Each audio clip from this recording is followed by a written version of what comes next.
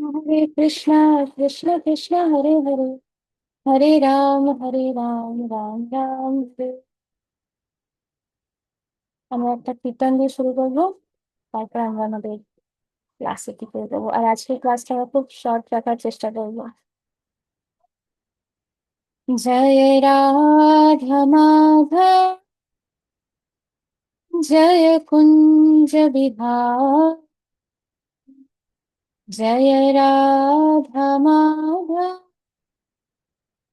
জয় কুঞ্জ বিহারী, जय गोपी जन वल्लभ, जय गिरिवरधारी, यशोदानंदन व्रज जन रंजन, यशोदानंदन व्रज जन रंजन, यमुना तीरा वनचारि, यमुना तीरा वनचारि, यमुना तीरा वनचारी, जय राधा माधव, जय कुंज विहार, जय गोपी जन वल्लभ, जय गिरिवरधारी, जय राधा माधव, जय कुंज विहारी, जय यशोदानंदन व्रज जन रंजन, यशोदानंदन व्रज जन रंजन, यमुना तीरा चा,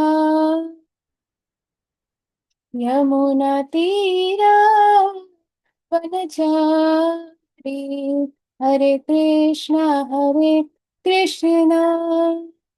कृष्ण कृष्ण हरे हरे, हरे राम राम राम हरे हरे, हरे कृष्ण कृष्ण कृष्ण हरे हरे, हरे राम राम राम हरे हरे, हरे कृष्ण कृष्ण कृष्ण हरे हरे, हरे राम राम राम हरे हरे, जय राधा माधव, जय राधा कुंज बिहारी, राधा गोपी जन वल्लभ श्री राधे, जय पंचतत्व, जय पंचतत्व, जय पंचतत्व, जय पंचतत्व, जय नृसिंहदेव नृसिंहदेव, जय भक्त प्रह्लाद, जय जय प्रभुपाद, जय श्रीला प्रभुपाद, जय जय गुरुदेव, जय श्रीला गुरुदेव। तो श्री हरिनाम संकीर्तन की जय, अनंत कोटि वैष्णव वृंद की जय, नाम आचार्य श्रीला हरिदास ठाकुर की जय, गौरांग कुटी भक्त वृंद की जय, शिवाजी महाराज की जय, समस्त शिक्षा गुरु वृंद की जय, श्रील प्रभुपाद की जय, निताय निताय निताय निताय गौर शितनाथ प्रेमानंद, हरि हरि बोल।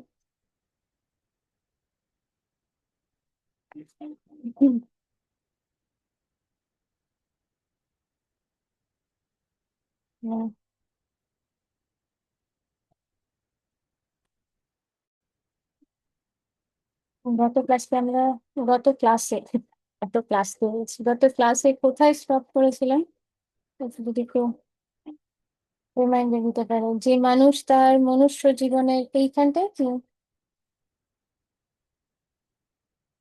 কেউ একজন যদি আনমিউট করে যদি, বলতে পারো।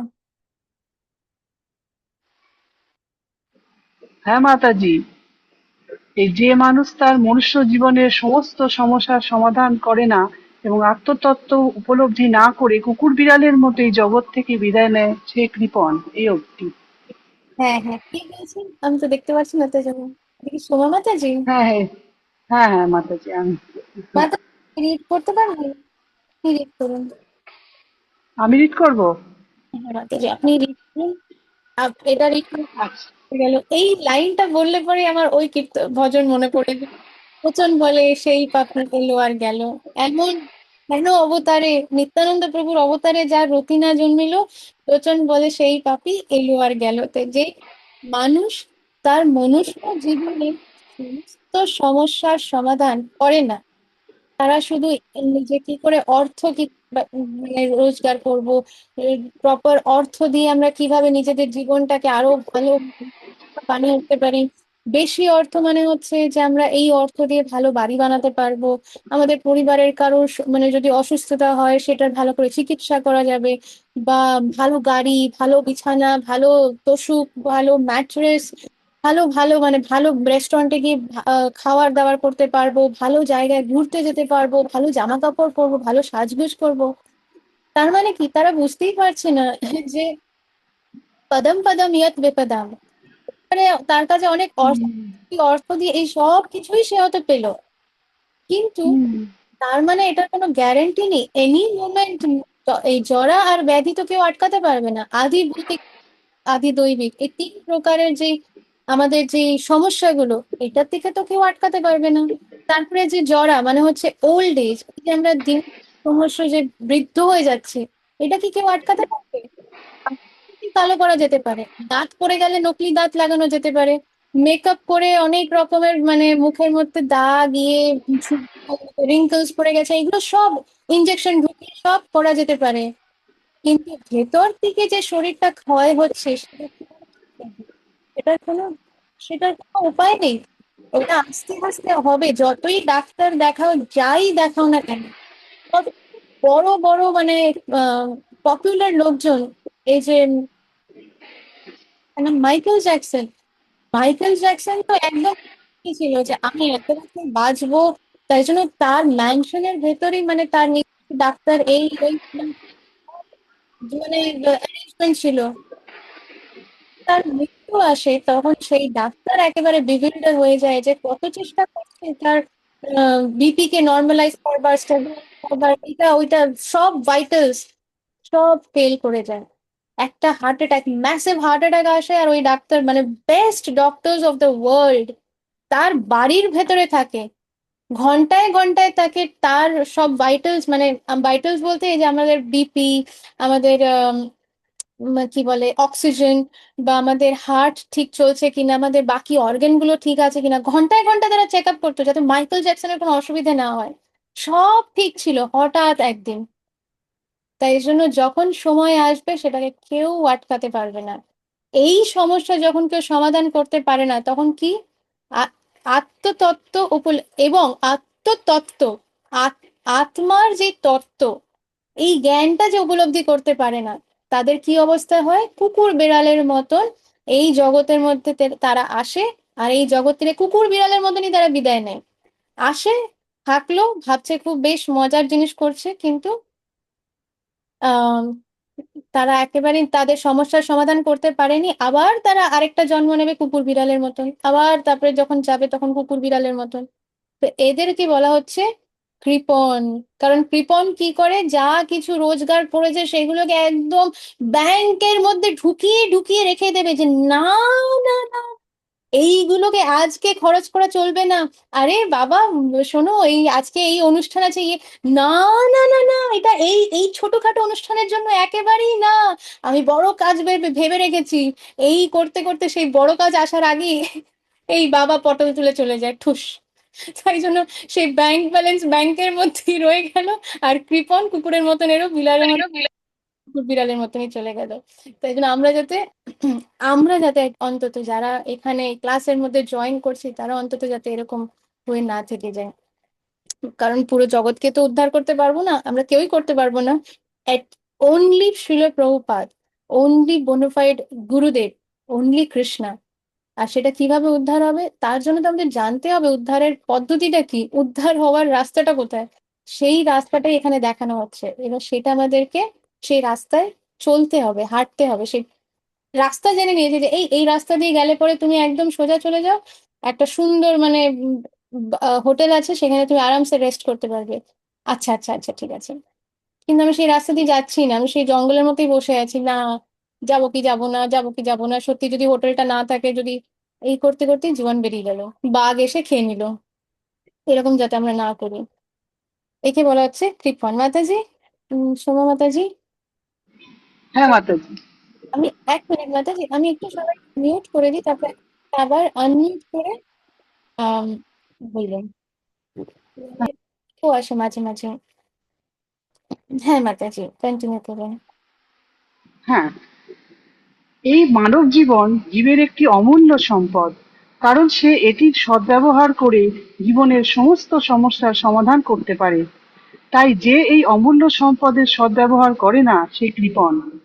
পক্ষান্তরে যিনি যথার্থ বুদ্ধিমত্তা সহকারে এই দেহের সদ্ব্যবহার করে জীবনের সমস্ত সমস্যার সমাধান করেন তিনি ব্রাহ্মণ।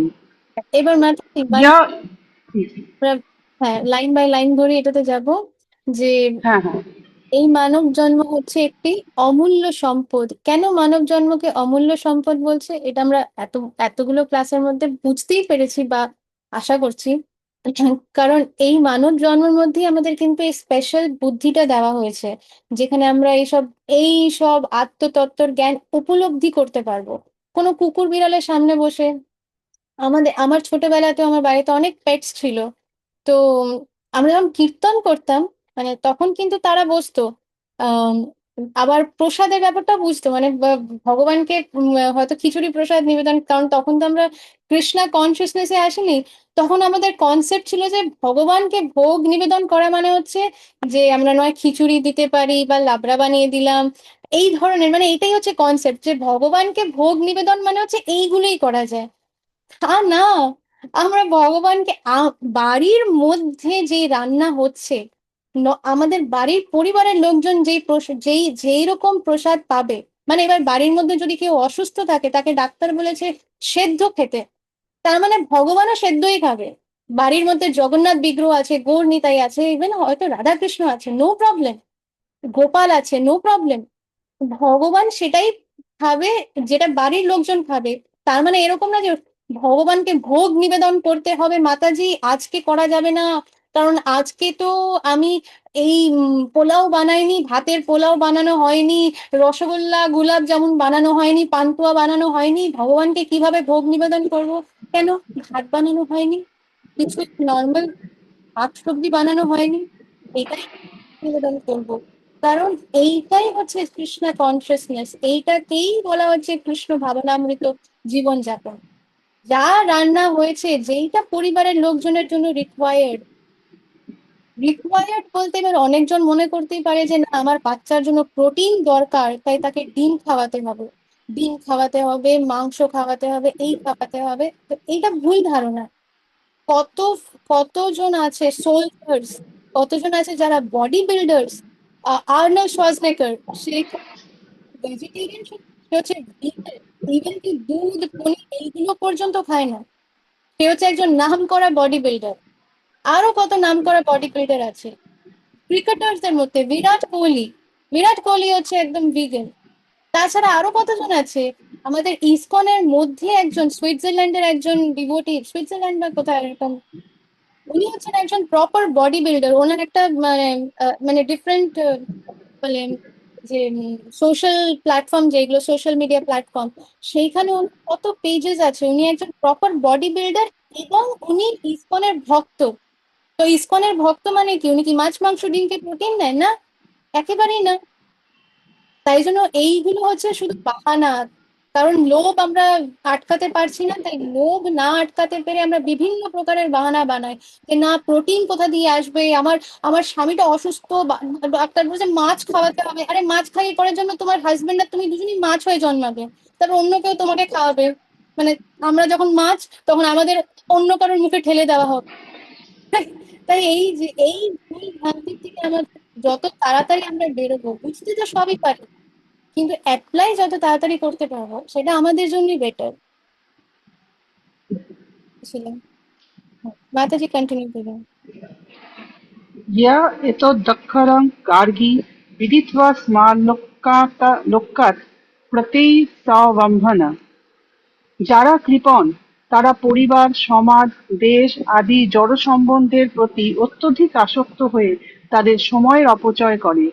মানুষ প্রায়ই এক ধর না মাতাজি, এখানে স্টপ করব। আমরা রিসেন্টলি দেখেছি না যে একজন একজন সায়েন্টিস্ট, সে কিভাবে দেশের জন্য যে না পেপার লিক হচ্ছে এগুলো স্টপ করতে হবে, তাই আমি একদম না খেয়ে থাকবো।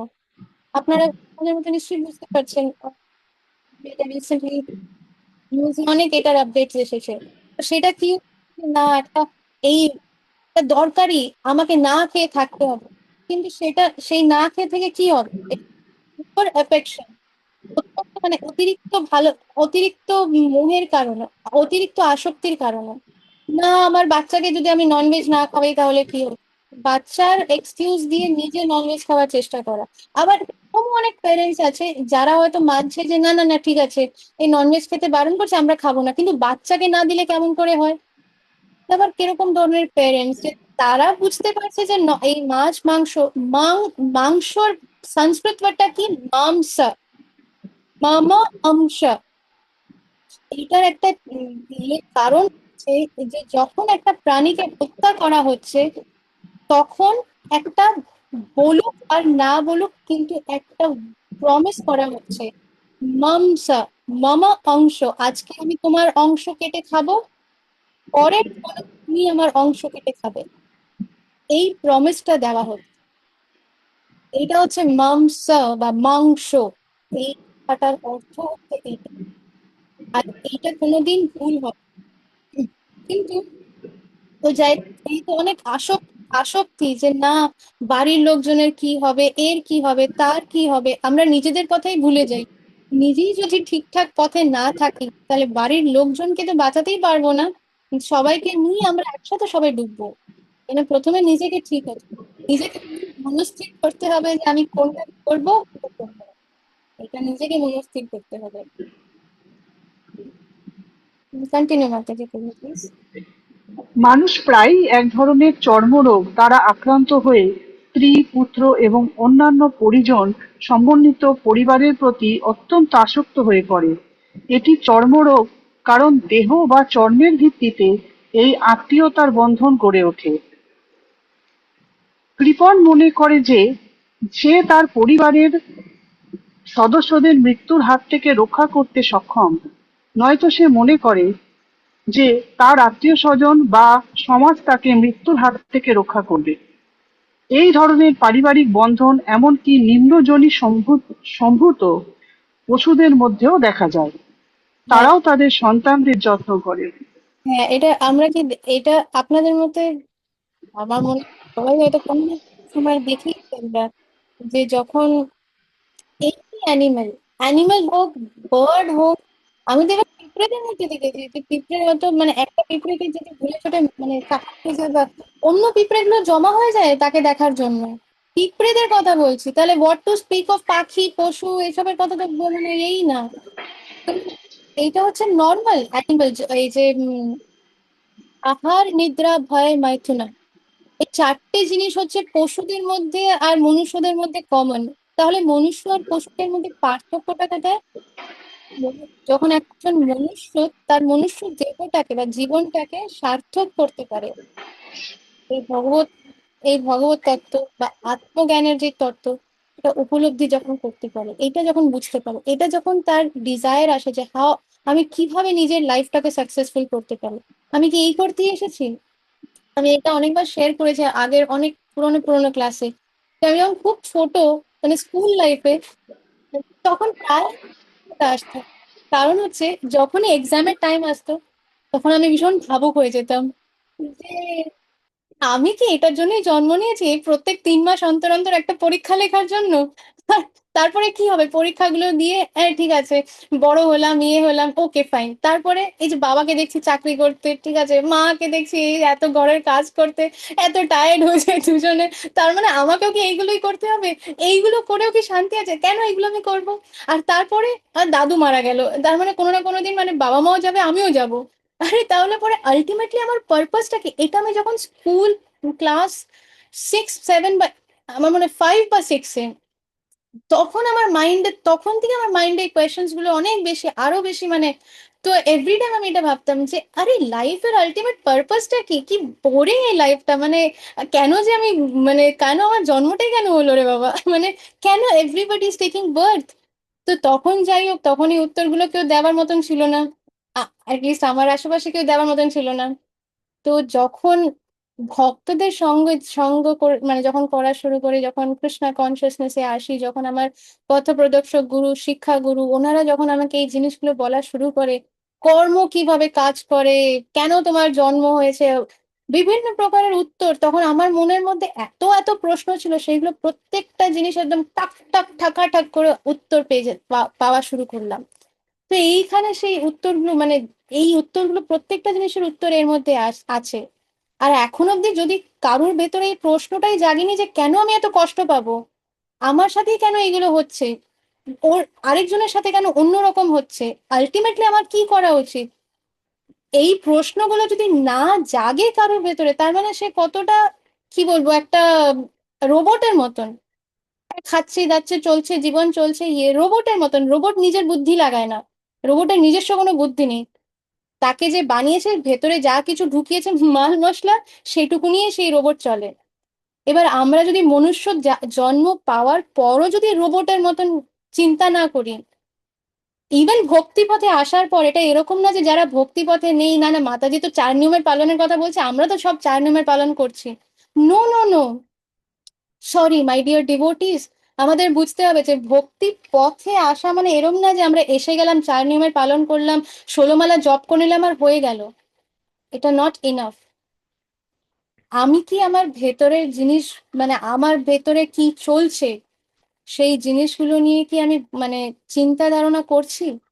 যেই ক্লাসটা করছি, শিল প্রভুপাদ যে কথাগুলো বলছে, শুধু ভগবদ গীতা যথাযথ না, শিল প্রভুপাদ অনেক ছোট ছোট গ্রন্থ দিয়েছে, কারণ ভগবদ গীতাটা বোঝার জন্য একটা, তার একটা প্রি ক্লাস হওয়া উচিত। মানে ভগবদ গীতা হচ্ছে প্রাইমারি সেকশন, আর প্রাইমারি সেকশনে ঢোকার আগে প্রি প্রাইমারি সেকশন, এটা ভেরি ইম্পর্টেন্ট। তাই জন্যই শিল প্রভুপাদ ছোট ছোট গ্রন্থ দিয়েছে, কারণ সেইগুলো না পড়লে পরে আমরা ফিলোসফিটাই বুঝবো না যে আরে কেনই বা এগুলো করব। বুঝতে পারছি ঠিক আছে, এখনো তো সময় আছে হাতে। শিল প্রভুপাদ কত রকমের মানুষের সাথে ডিসকাশন করতেন, আর সেই ডিসকাশন গুলো ছোট ছোট গ্রন্থের মধ্যে আছে। কত বড় বড় নাম করা আহ মানে ডক্টরস হোক, লয়ার্স হোক, তারপরে পোয়েটস, সোশিওলজিস্ট, ফিজিওলজিস্ট, সাইকোলজিস্ট, মানে কি না, বড় বড় মানে এডুকেশন ডিপার্টমেন্ট থেকে কত কত জন, এরকম ধরনের লোকজনের সাথে শিল প্রপাত কত রকমের ডিসকাশন করেছেন। ওনাদের আসল প্রশ্ন, রিলিজনিস্ট, মানে যারা রিলিজন করে, কত রকমের ডিসকাশন। এরকম না যে শুধু আমি হিন্দুদের কথা বলছি, এনারা প্রত্যেকেই আলাদা আলাদা রিলিজন থেকে বিলং করছে। তাদের গ্রন্থে কি লেখা আছে সেইগুলো এসে শিল প্রভুপাদের সাথে ডিবেট করতেন। আর শিল প্রভুপাদ এই ভগবদ গীতার রেফারেন্স দিয়ে ওনাদের প্রশ্নের উত্তর এমন ভাবে দিতেন যে ওনারা একদম কনভিন্সড হয়ে যেতেন যে ইয়েস, এটা পারফেক্ট শাস্ত্র, পারফেক্ট শাস্ত্র, কারণ পারফেক্ট উত্তর পাওয়া যাচ্ছে। তাই জন্য আমরা যদি নিজেরা এই উম ভারত ভূমিতে আমাদের জন্ম হয়েছে, কৃষ্ণা রাম এইগুলো তো জন্মের আগের থেকেই শোনার হ্যাবিট, তারপরেও যদি আমরা এটা না নিতে পারি, তার মানে আমাদের কতটা দুর্ভাগ্য হলে এরকম অবস্থা হয়। তো তারপরে যদি আমরা চর্মের ভিত্তিতে, কি চর্মের ভিত্তিতে এই আত- আত্মীয়তার বন্ধন, যদি আমরা এখান থেকে না বেরোতে পারি, তাহলে আমাদের দুর্ভাগ্য কোন জায়গায়। যাতে আমরা নিজেরা এই জিনিসগুলোকে মাইন্ডফুল থাকতে পারি যে শুধু 16 মালা জপ হয়ে গেল, 4 নিয়মের পালন, ওই জায়গায় স্টপ না। মোস্ট ইম্পর্ট্যান্ট হচ্ছে যে আমার ভেতরে এনভি নেই তো। এনভি হচ্ছে এমন, এনভি স্পেলিং কিন্তু ENVY, এনভি 4 অক্ষরের স্পেলিং, কিন্তু এইটাকে আমরা বুঝতে পারি এন আর ভি, নো ভেকেন্সি। ভক্তরা তো সবসময় ভাবে না যে আমরা ভগবত ধাম যাব, আমরা ভগবানের কাছে যাব। সেটার জন্য একটা মোস্ট ইম্পর্টেন্ট জিনিস হচ্ছে যে আমাদের ভেতরে যেন এনভি না থাকে। এনভি মানে কি? ফর এক্সাম্পল, যে এটা আমি অনেকবার বুঝিয়েছি, এটা রেগুলারই আমাদের ক্লাসের মধ্যে এটা নিয়ে ডিসকাশন হয়, কিন্তু এটা হচ্ছে মোস্ট ইম্পর্টেন্ট, যে আমরা যাতে আইডেন্টিফাই করতে পারি যে এটা হচ্ছে কি হচ্ছে না আমার ভেতরে। আর যদি হচ্ছে তাহলে সেটা আইডেন্টিফাই করে সেটাকে কিভাবে, এটা হচ্ছে একটা কোভিড এর মতন একটা ভাইরাস। এই ভাইরাসটা শরীরের মধ্যে যদি ছড়িয়ে যায়, আমাদের জীবনে আমাদের মাইন্ডের মধ্যে যদি ছড়িয়ে যায়, তাহলে আমাদেরকে শেষ করে দেবে। তাই আমাদের কি করতে হবে? অ্যান্টিভাইরাস নিতে হবে। তাই জন্য আমাদের বুঝতে হবে যে ভাইরাসটা আছে কিনা, আর যদি আছে তাহলে সেই অ্যান্টিভাইরাসটা কি আর কিভাবে অ্যাপ্লাই করবে, এটা জানা হচ্ছে মোর ইম্পর্টেন্ট। শুধু জানলেই হবে না যে হ্যাঁ ভাইরাস আছে কি নেই। আর আরেকটা জিনিস বলি, অনেকজন মনে করতেই পারে যে না আমাদের মধ্যে এনভি নেই, হতেই পারে মানে আমার মধ্যে বেশি আপনাদের মধ্যে কম, এটা একদম পসিবল, কম বেশি হতে পারে। কিন্তু আমরা সবাই এই জড় জগতের মধ্যে আছি, এটার কারণ হচ্ছে এনভি, দ্বেষ। এটার মেইন কারণ হচ্ছে এনভি। আদারওয়াইজ আমরা স্পিরিচুয়াল ওয়ার্ল্ড থেকে এরকম ভাবে ফল ডাউন করতাম না। এনভি মানে কি? যে আমি হয়তো কৃপা পাচ্ছি, ফর এক্সাম্পল যে আম, ভক্তরা হয়তো আমাকে ভালোবাসছে, ভালোবাসা দিচ্ছে, বা কোনো একটা ভক্তদের বাড়িতে বৈষ্ণব সেবা হচ্ছে, আমাকেও ডাকা হয়েছে, তো আমি খুব প্লিজড, আমাকে খুব উম আদর যত্ন সম্মান দিয়ে নিমন্ত্রণ করা হয়েছে, আমি খুব আনন্দ পেয়েছি, খুব ভালো লাগছে। তারপরে হঠাৎ করে জানতে পারি যে উমা,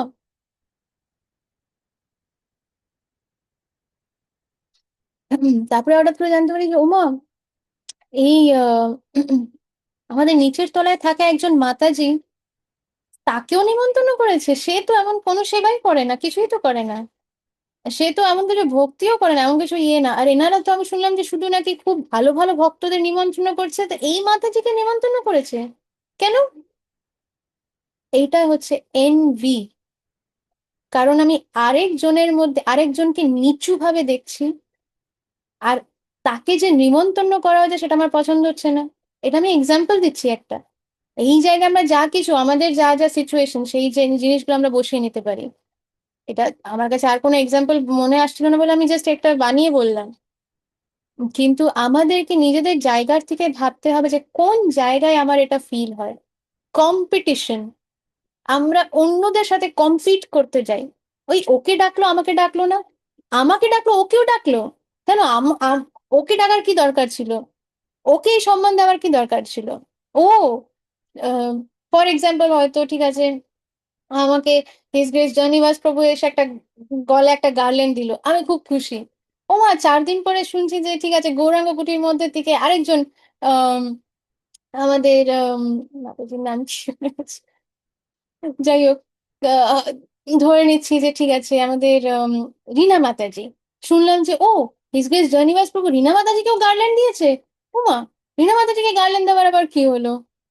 তো বা এটা হয়তো আমি মুখে বলছি না, তো মুখে প্রকাশ করছি না, কিন্তু মনের মধ্যে ফিল হলো যে রিনা মাতাজিকেও গার্ল্যান্ড দিয়েছে। ও আচ্ছা, পছন্দ হলো না জিনিসটা। এটা হচ্ছে এনভি। এবার এটা হচ্ছে অনেক হাই লেভেলের এনভি।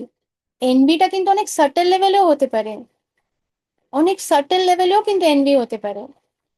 যে যখনই কোনো ভক্তের ব্যাপারে কোনো গ্লোরিফিকেশন হচ্ছে, সঙ্গে সঙ্গে আমি ওই কথাটা কেটে অন্য একটা কথা বলতে লাগলাম। হয়তো একটা ভক্তের ব্যাপারে কিছু ভালো বলা হচ্ছে, বা ভক্ত কেন, ভক্ত অভক্ত এনিবডি এক্স ওয়াই জেড, কিছু একটা ভালো কথা বলা হচ্ছে, কিন্তু সঙ্গে সঙ্গে আমি কথাটাকে কাট করে দিয়ে, কারণ আমার অতটা ভালো লাগছে না তো, বা অন্য কারোর ছেলে মেয়ের খুব প্রশংসা হচ্ছে, তখন শুনলাম, কিছুক্ষণ শুনলাম, হ্যাঁ কিছুক্ষণ ভালো লাগে, তারপরে আমি সঙ্গে সঙ্গে নিজের ছেলে মেয়ের ব্যাপারে বলা শুরু করে দেওয়া। আর আমার মেয়েও জানো তো এরকম, আমার ছেলেও এরকম, আমার আমার আমার আমার আমার এটা হচ্ছে এনবি, এটা হচ্ছে সব লক্ষণ, এনবির লক্ষণ। তাই জন্য আমাদেরকে এই জিনিসটার উপরে মেইন ফোকাস করতে হবে। এই এনভিটাকে যদি আমরা কাটাকুটি করে বাদ দিতে পারি ভেতর থেকে, তাহলে আস্তে আস্তে বাদ বাকিগুলো অটোমেটিক্যালি কৃষ্ণা টেক কেয়ার করে নেবে। কিন্তু এনভি জিনিসটা হচ্ছে ভয়ঙ্কর। আচ্ছা ঠিক আছে, আমরা এবার আইডেন্টিফাই করলাম যে হ্যাঁ আমার ভেতরে এনভিটা আছে, হ্যাঁ হ্যাঁ হ্যাঁ, আরে তখন এনভি হলো, আরে ওই আহ, ওনাকে ভালো বললো বলে আমার ভালো লাগবে না। হয়তো কেউ আমাকে বলছে মাতাজি আপনার ক্লাসটা শুনে খুব ভালো লেগেছে, কিন্তু আসলে না আপনার ক্লাসটা শুনে আমি যতটা বুঝতে পেরেছিলাম তার থেকে আরো ভালো বুঝতে পেরেছি যখন ওই মাতাজি কথাটা বললেন। ও আচ্ছা, আমি বুঝতে পেরেছি যে তার মানে আমার ভেতরে এনভি আছে। তাহলে আমার কি করা উচিত? সঙ্গে সঙ্গে যেই মাতাজির কারণে আমার এনভিটা হয়েছে তার কোন গুণগুলো আছে, ভালো গুণ, এইগুলোকে নিয়ে চিন্তা করা। যাকে নিয়ে এনভি হয়েছে তার ভালো গুণ চিন্তা করা। আর যেরম যেরম টাইম প্লেস সার্কামস্ট্যান্স, যেরম সুযোগ পাবো সঙ্গে সঙ্গে সেই ভক্ত, সেই ব্যক্তি, সেই মাতাজি ও প্রভুজি, তার আমরা গ্লোরিফিকেশন করব। এটা হচ্ছে এটাই হচ্ছে অ্যান্টিডোট। এনভির অ্যান্টিডোট হচ্ছে এটা। যার প্রতি আমাদের হয়তো ঈর্ষা হচ্ছে, সেই ঈর্ষাটাকে কাটানোর হচ্ছে তার গুণগান করা। তাই জন্য আমাদের বৈষ্ণবদের গুণগান করা উচিত।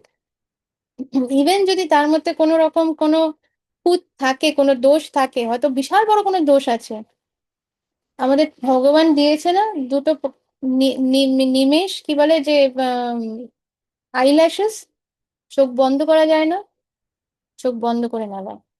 আমাদের সবকিছু দেখার দরকার নেই, আমাদের শুধু গুণ দেখার দরকার আছে। আর যদি আপনি, আর সেই জায়গায় যদি আমি কারোর অথরিটি হই, মানে আমাকে যদি সেই জায়গা দেওয়া হয়েছে যে ইয়েস আপনি তাকে গাইড করবেন মাতাজি, আমার অথরিটি হয়তো আমাকে দিয়েছে এই সেবা, মাতাজি আপনি অমুক জনকে গাইড করবেন, তাহলে পরে আমার সেটা ডিউটি যে সেই জিনিসটা তাকে জানানো, যে মাতাজি এই জিনিসটা আপনার মধ্যে আমি দেখেছি, দিস ইজ নট রাইট, এটা আপনাকে ঠিক করতে হবে। কারণ আমাকে আমার গুরু আমাকে সেই সেবা দিয়েছে, তাই সেই সেবাটা হচ্ছে যে আমাকে অনেস্টলি জিনিসটা তাকে বলতে হবে, নাহলে তো সেবা কেমন করে হলো। তো যতক্ষণ কেউ আমাকে সেই দায়িত্ব দিচ্ছে না যে আপনি তার দোষটাকে ক্লিয়ার কি বলে দোষটাকে আপনি রেকটিফাই করবেন, যতক্ষণ আমাকে দায়িত্ব দেওয়া হচ্ছে না, আমি আগ বাড়িয়ে নিজের নাক ঢুকিয়ে সেটা করতে যাব না। চোখ দেওয়া হয়েছে, চোখটা বন্ধ করে চলে যাব সেখান থেকে। তো এই জিনিসটা হচ্ছে ভেরি ইম্পর্টেন্ট। একটা হচ্ছে এই চর্মরোগ, চর্মরোগ মনে হচ্ছে যে আমি আমার পরিবারের সাথে অত্যন্ত আসক্ত। আর আরেকটা হচ্ছে যে আমি নিজের মানে নিজের, এটা চর্মরোগের মধ্যেই আসছে। এই এনভি জিনিসটা কিন্তু চর্মরোগের মধ্যেই আসছে। এনভি কখন হয়? যখন আমি নিজের প্রতি আসক্ত, দেহের প্রতি আসক্ত, দেহর সাথে যারা কানেক্টেড তাদের প্রতি আসক্ত, তখনই তো এনভিটা আসবে। তো এই এনভিটা যাতে আমরা ওভারকাম করতে পারি। মাতাজি আপনি কন্টিনিউ করুন। হ্যাঁ, বুদ্ধিমত্তা সম্পন্ন হওয়ার ফলে অর্জুন বুঝতে পেরেছিলেন যে আত্মীয় পরিজনদের প্রতি তার মমতা এবং তাদের মৃত্যুর হাত থেকে রক্ষা করার বাসনাই ছিল তার মোহাচ্ছন্ন হয়ে পড়ার কারণ। যদিও তিনি বুঝতে পেরেছিলেন যে তার যুদ্ধ করার কর্তব্য তাকে সম্পাদন করতেই হবে, কিন্তু তবুও কৃপণতাজনিত দুর্বলতার ফলে তিনি তার সেই কর্তব্য সম্পাদন করতে পারছিলেন না। তাই তিনি পরম গুরু ভগবান শ্রীকৃষ্ণের কাছে এই সমস্যার সমাধানের উপায় প্রদর্শন করার জন্য আবেদন করেছেন। তিনি ভগবান শ্রীকৃষ্ণের কাছে নিজেকে শিষ্যরূপে সমর্পণ করছেন। শ্রীকৃষ্ণকে তিনি আর বন্ধুরূপে সম্ভাষণ করছেন না। হ্যাঁ, গুরু ও এই পয়েন্টটা আমরা লাস্ট অনেকগুলো ক্লাসে এটা ডিসকাস করেছি, তাই আবার আমি করছি। কিন্তু এখানে ক্লিয়ারলি এই কথাটা, এই এই তাৎপর্যতে শিলা প্রভুপাদ এই কথাটা এখন বলছেন, কিন্তু আমি এই কথাটা ক্লাস ওয়ান থেকে, কারণ যেহেতু আমরা শিলা প্রভুপাদের তাৎপর্য শুনেছি পড়েছি, সিনিয়র ভক্তদের মুখ থেকে শ্রবণ করছি, এক্সপিরিয়েন্স করছি, অনেক রিয়েলাইজেশনস আসছে নিজেদের পার্সোনাল এক্সপিরিয়েন্সেস, অন্য কারোর এক্সপিরিয়েন্স থেকে। তাই জন্য আমি অনেক প্রথম মানে ক্লাসের অনেক আমাদের প্রথম দিকের ক্লাস থেকে আমি এই কথাগুলো বলা শুরু করে দিয়েছি, যে আমরা যেন বুঝতে পারি যে একজনের কাছে আমাদেরকে সারেন্ডার করতে হবে। আর সেই একজনটা যেন যেন যে কেউ না হয়। হ্যাঁ, খাবার জাবর কাউকে সারেন্ডার করতে লাভ নেই। তাই জন্য আমাদের সারেন্ডার করতে হবে এমন একজন যে নিজে, আহ আমরা আগের দিন পড়লাম যে কোয়ালিফিকেশন, সৎ গুরুর কোয়ালিফিকেশন কি। তো সেই কোয়ালিফিকেশন যে রাখে, যে নিজে প্রামাণিক পরম্পরায় আছে, যে নিজে শাস্ত্রের অনুযায়ী তার আচরণ, শাস্ত্রের অনুযায়ী তার জীবন সে ইয়ে করছে, তারপরে সবসময় সে কৃষ্ণ কথা নিয়ে ইয়ে মানে যে কোনো লাইফে যা সিচুয়েশন হোক। শিল প্রভুপাদ তো যখন ওয়াক করতে বেরোতেন, উনি জপা ওয়াক করতেন, মানে জব করতে করতে ওয়াক করতে করতে জব, আর ওনার সাথে কিছু শিষ্যরা ওনার সাথে বেরোতেন, সেটাকে বলা হতো জপা ওয়াক। হ্যাঁ, তো মর্নিং ওয়াক, জপা ওয়াক এরকম। এবার অনেক সময় প্রভুপাদ হয়তো ওয়াক করতে করতে হঠাৎ করে, ওনার তো একটা হাতে ছড়ি থাকতো, সেটা দিয়ে হয়তো দেখাতেন যে দেখো পাখিগুলো কিভাবে গাছের উপরে বসে আছে।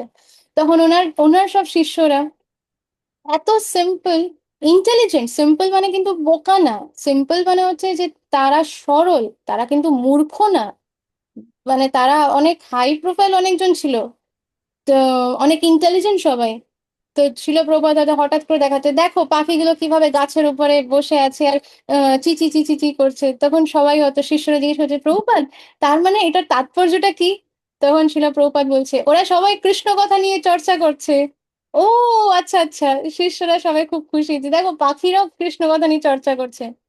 তো একজন একজন শুদ্ধ ভক্ত বা যে একজন শুদ্ধ ভক্তের সান্নিধ্যে মানে তার তত্ত্বাবধানে আছে, কি হবে, এই শুদ্ধ ভক্তিটা একটা রোগের মতন, ওটাও একটা ভাইরাস, ওটা ছড়িয়ে যায়। তো আমরা যদি আমরা যখন শুদ্ধ ভক্তদের সান্নিধ্যে আসবো, তাদের তত্ত্বাবধানে থাকবো, তাদের কথা অনুযায়ী চলবো, তখন কি হবে, এই শুদ্ধ ভক্তি যে জিনিসটা, কৃষ্ণ প্রেম বা কৃষ্ণ ভক্তি, এই রোগ আমাদের ভেতরে ছড়িয়ে যাবে। আমরা কারা কারা চাই এই রোগটা, একটু হাত তুলুন তো দেখি, যে সবাই জেগে আছে না ঘুমন্ত অবস্থায় আছে, কারা কারা এই রোগটা চায়, যে আমাদের ভেতরে এই রোগটা ছিল। একটুখানি কোথায় গেল, গ্যালারি ভিউতে দিই। এই রে, বাদ বাকি সবাই চায় না এই রোগটা। হুম, এবার আমি বুঝতে পারবো যে কারা কারা জেগে আছে আর কারা কারা ঘুমোচ্ছে।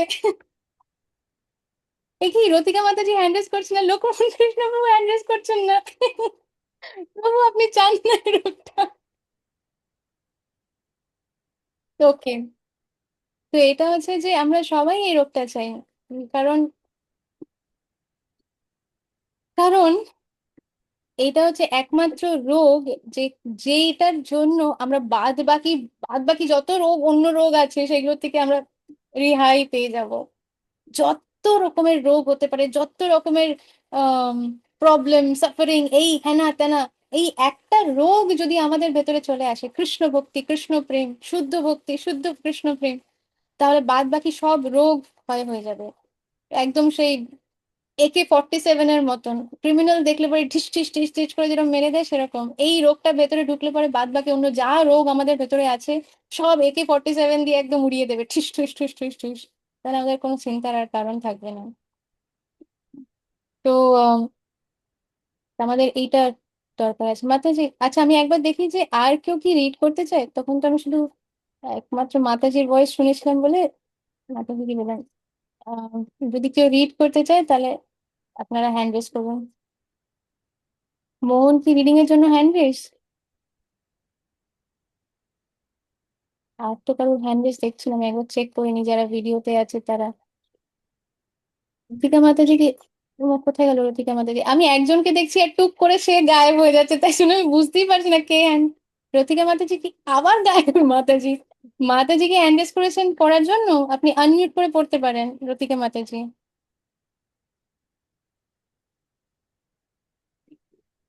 মাতাজি কি দেখতে পাচ্ছি না, কিন্তু আমি হ্যান্ড রেজটা দেখতাম কোথায় একটা।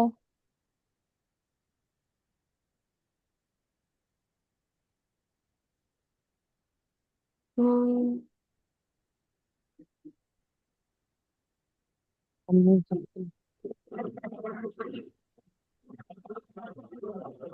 কি মনে হয় জলের ভিতর থেকে কথা বলছেন, সুইমিং করতে মনে হচ্ছে কথা বলছেন, এরকম ভাবে আওয়াজটা আসছে, বোঝা যাচ্ছে না কথা। ফ্যান চলছে তো ঘরে, ওই জন্য। হ্যাঁ, হরে কৃষ্ণ মাতাজি, ধন্যবাদ। না, মাতাজি বলুন। শ্রীকৃষ্ণকে তিনি আর বন্ধুরূপে সম্ভাষণ করছেন না। গুরু ও শিষ্যর মধ্যে যে কথা হয় তা অত্যন্ত গুরুত্বপূর্ণ, এবং এখন অর্জুন তাই গভীর গুরুত্বের সঙ্গে পরম গুরু শ্রীকৃষ্ণের সঙ্গে পরম তত্ত্বদর্শনে আলোচনা করতে চান। শ্রীকৃষ্ণ হচ্ছেন ভগবান গীতার তত্ত্ববিজ্ঞানের আদি গুরু, এবং অর্জুন হচ্ছেন গীতার তত্ত্ব উপলব্ধিকারী প্রথম শিষ্য। অর্জুন কিভাবে ভগবদ গীতার জ্ঞান উপলব্ধি করেছেন তা ব্যাখ্যা ভগবদ গীতাতেই করা হয়েছে। হ্যাঁ, কিন্তু তা পূর্ণ পূর্ণ কিছু। কিন্তু তা সত্ত্বেও গর্ত দিশ জড় পণ্ডিতেরা গীতার ব্যাখ্যা করে বলে বলে শ্রীকৃষ্ণ নামক কোনো পুরুষের কাছে আত্মসমর্পণ করার কোনো প্রয়োজন নেই, কিন্তু শ্রীকৃষ্ণের অন্তঃস্থিত প্রকাশিত যে তত্ত্ব তাকে উপলব্ধি করাই হচ্ছে গীতার প্রকৃত শিক্ষা। শ্রীকৃষ্ণ হচ্ছেন এই অনাদির আদি। এটা জাস্ট শর্টে বলি যে অনেকজন হয় যারা ভগবানের যেই রূপ সেটা তারা মানতে রাজি না। তো তারা মনে করে যে ওই রূপ হচ্ছে আসলে মানে সেটা হচ্ছে মায়া আর ইয়েতে, মানে মনে করে যে ভগবানও মায়াতে, মায়ার দ্বারা বদ্ধ হয়ে যায়, বা এই ধরনের তাদের ধারণায় ভুল ভ্রান্তি সব ধারণা এরকম। তো ভগবান যদি মায়ের দ্বারা যদি ইয়ে হয়ে যায় তাহলে সে কি করে ভগবান হতে পারে? ধর তো তাকে হ্যাঁ, ভগবান বলাই যায় না। ভগবান মানেই হচ্ছে যে সবার সব থেকে ওপরে। তো এই জন্য এটা কিরকম বোকার মতন একটা ইয়ে না। হুম, এরকম কিছু জন হয় যারা এটা মনে করে, তাই জন্য তারা বলে যে না না ওই কৃষ্ণ মানে হচ্ছে যে ব্যক্তি কৃষ্ণ দেখছে তার কাছে না, মানে কৃষ্ণ মানে হচ্ছে যে এই ভেতরে যেই কি সব উল্টো পাল্টা হাজুম বুজুম দিয়ে মানে কথাগুলো বোঝাবে আর কি। তো এই ধরনের কিছু লোক হয়, যদি আপনারা আপনাদের মধ্যে কেউ যদি কোনোদিন এরকম কারোর সাথে উম আপনাদের দেখা সাক্ষাৎ হয়, তাহলে দূর থেকে হরে কৃষ্ণা বলে প্রণাম করে একদম সেখান থেকে নিজেকে বের করে নিয়ে আসবেন। না হলে পরে মায়া দেবী কি করে, কৃষ্ণ অবশ্যই। কি ভোগ বাঞ্ছা করে নিকটস্থ মায়া তারে ঝাপটিয়া ধরে। আর এই জন্য একদম এরকম এইরকম ধরনের লোকজনের থেকে একদম দূরে থাকবেন, যত হাত দূরে থাকা যায়। হ্যাঁ ম্যাম, আপনি কন্টিনিউ করুন। যে তত্ত্ব তাকে উপলব্ধি করাই হচ্ছে গীতার প্রকৃত শিক্ষা। কৃষ্ণ হচ্ছেন অনাদির আদি পুরুষ স্বয়ং ভগবান। তার অন্তর আর বাইরের মধ্যে কোনো প্রভেদ নেই। তিনি সর্বব্যাপ্ত, সর্বশক্তিমান। কিন্তু এই জ্ঞান যার নেই সে মহামূর্খের পক্ষে গীতার মর্ম উপলব্ধি করা কখনোই সম্ভব নয়। হুম। তারপর মাতাজি আমরা এখানেই পজ করবো। এই আরেকবার এই যে উপরের লাইনটা মাতাজি, এই যে কৃষ্ণা হচ্ছে মানে আদি গুরু, ওই লাইনটা আরেক ওই লাইনটা আরেকবার পড়ুন একটু, ওই দুটো লাইন। কৃষ্ণা হচ্ছেন অনাদির আদি পুরুষ স্বয়ং ভগবান, এটা তো বলছেন। হুম। হ্যাঁ। শ্রীকৃষ্ণ হচ্ছেন অনাদির আদি পুরুষ স্বয়ং ভগবান। তার অন্তর আর বাইরের মধ্যে কোনো প্রভেদ নেই। তিনি সর্বব্যাপ্ত, সর্বশক্তিমান। কিন্তু এই জ্ঞান যার নেই সে মহামূর্খের পক্ষে গীতার মর্ম উপলব্ধি করা কখনোই সম্ভব না। হ্যাঁ, এই জিনিসটা আমি যখন প্রথম একদম স্টার্টিং এ যখন আমরা ইন্ট্রোডাকশন পড়ছিলাম, অনেক দিন ধরে আমাদের ইন্ট্রোডাকশন চলেছে, মোহন আমাকে প্রত্যেক শনিবারই বলতো আজও ইন্ট্রোডাকশনটা কিন্তু শেষ হবে না। যে হ্যাঁ, শেষ শেষ করাটা আমাদের উদ্দেশ্য না, বোঝাটা হচ্ছে আমাদের উদ্দেশ্য। তো সেই ইন্ট্রোডাকশনের মধ্যে আমরা গীতা মাহাত্ম্য পড়েছিলাম, গীতা মাহাত্ম্য গুলো পড়েছিলাম, তার মধ্যে গীতা মাহাত্ম্যের 7 নম্বর আছে, একম শাস্ত্রম দেবকী পুত্রম গীতম, एको देवो देवकी पुत्र एव, एको मन्त्रस्तस्य नामानि यानि, कर्माण्य एकम तस्य देवस्य सेवा। এটার মানে কি, যে একটাই শাস্ত্র, একটাই শাস্ত্র আছে, সেইটা কোন শাস্ত্র, কার ব্যাপারে, দেবকী পুত্র গীতম, যেই দেবকী পুত্র, সে যেই যে গীত, যে যেই গান যেটা করেছেন, কোনটা, ভগবত গীতা কেন বলা হচ্ছে ভগবতের গান, ভগবান কে, শ্রীকৃষ্ণ। যাতে সেটাতে কোনো রকম কনফিউশন না থাকে যে এও ভগবান সেও ভগবান, সত্য সাই বাবাও ভগবান আর মিথ্যে সাই বাবাও ভগবান, এইরকম যাতে কোনো রকম ভুল ভ্রান্তি না থাকে। তাই জন্য ক্লিয়ারলি এই গীতা মাহাত্ম্যতে বলা হয়েছে দেবকী পুত্র গীতম একম শাস্ত্রম।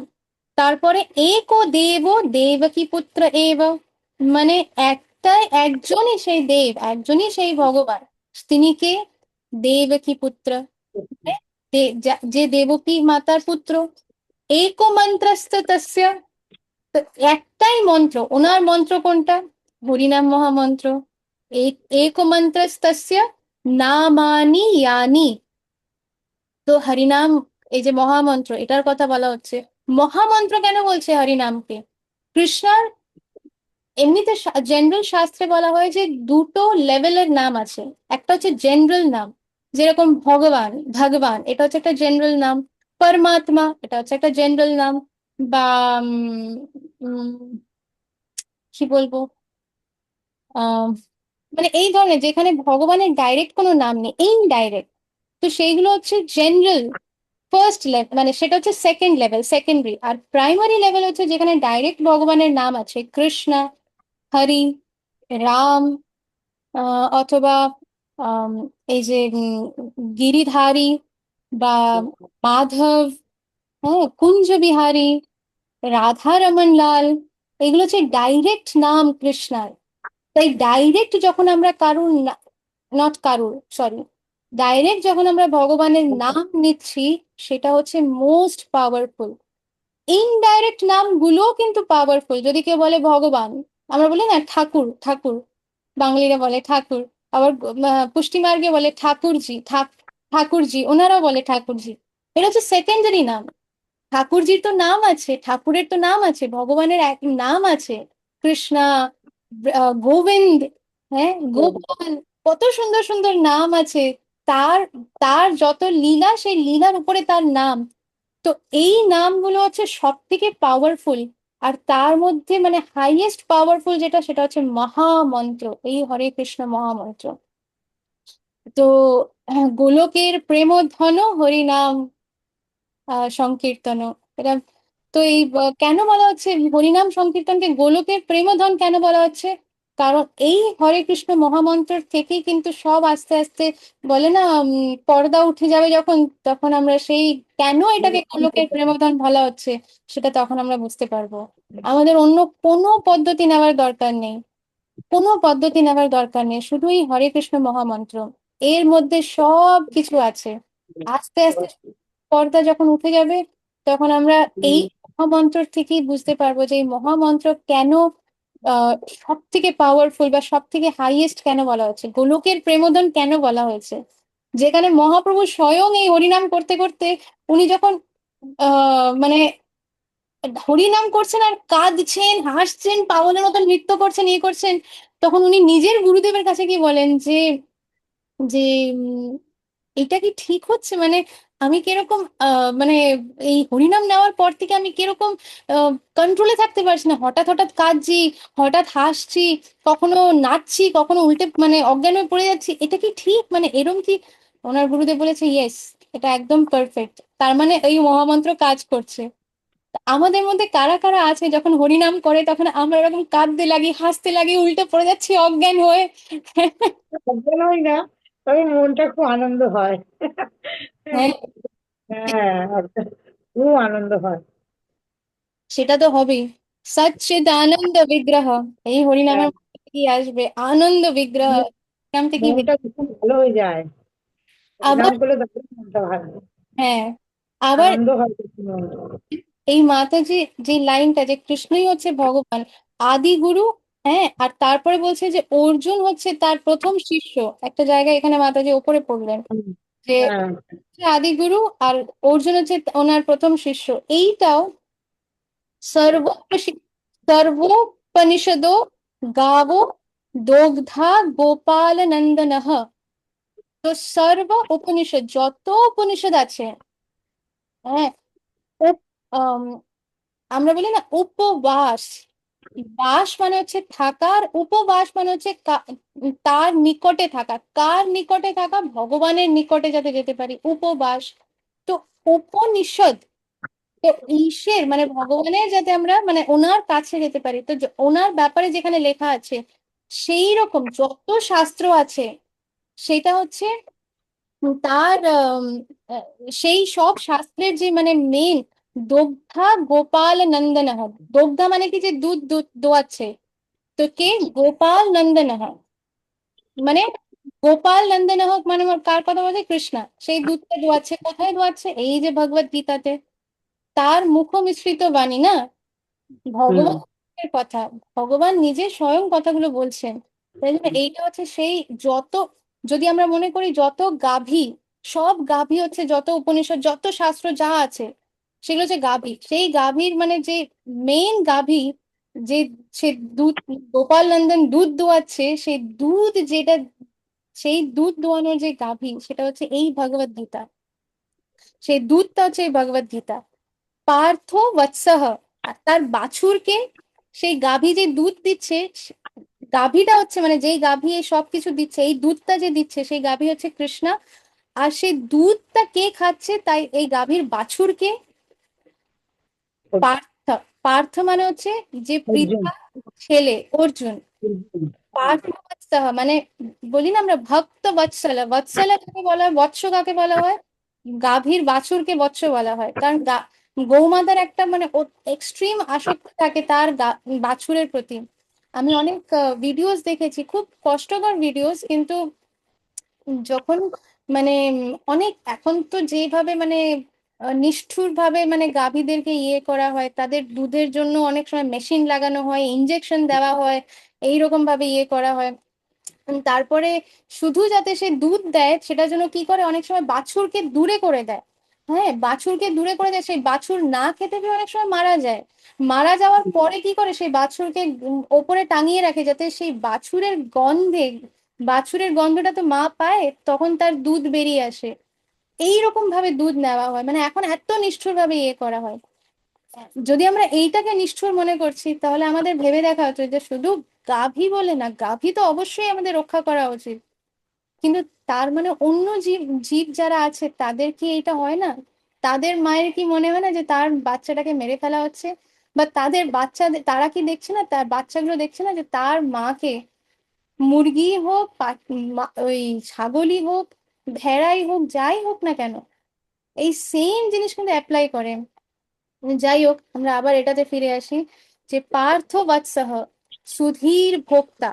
সেই পার্থ অর্জুন একদম আহ মানে সে সুধীর ভোক্তা, সে সুন্দর করে সেটা পান করতে পারছে, যেটা এই যে দুগ্ধ রূপে যেটা বেরোচ্ছে গীতা, সেটাকে এত সুন্দর করে পান করতে পারছে। আর দুগ্ধম গীতামৃতম মাহাত। তো এই যে ভগবত গীতা, গীতা অমৃত, এটা হচ্ছে মানে হাইয়েস্ট এর, এটা হচ্ছে এর মধ্যে সব কিছু আছে। অন্য উপনিষদ বেদ বেদান্তের মধ্যে যা নেই সেটাও এর মধ্যে অলরেডি আছে। তাই আমাদের এর বাইরে কিছু বুঝতে যাওয়ার দরকার নেই। কিছু যদি বুঝতে হয় এর ভেতরে সব আছে।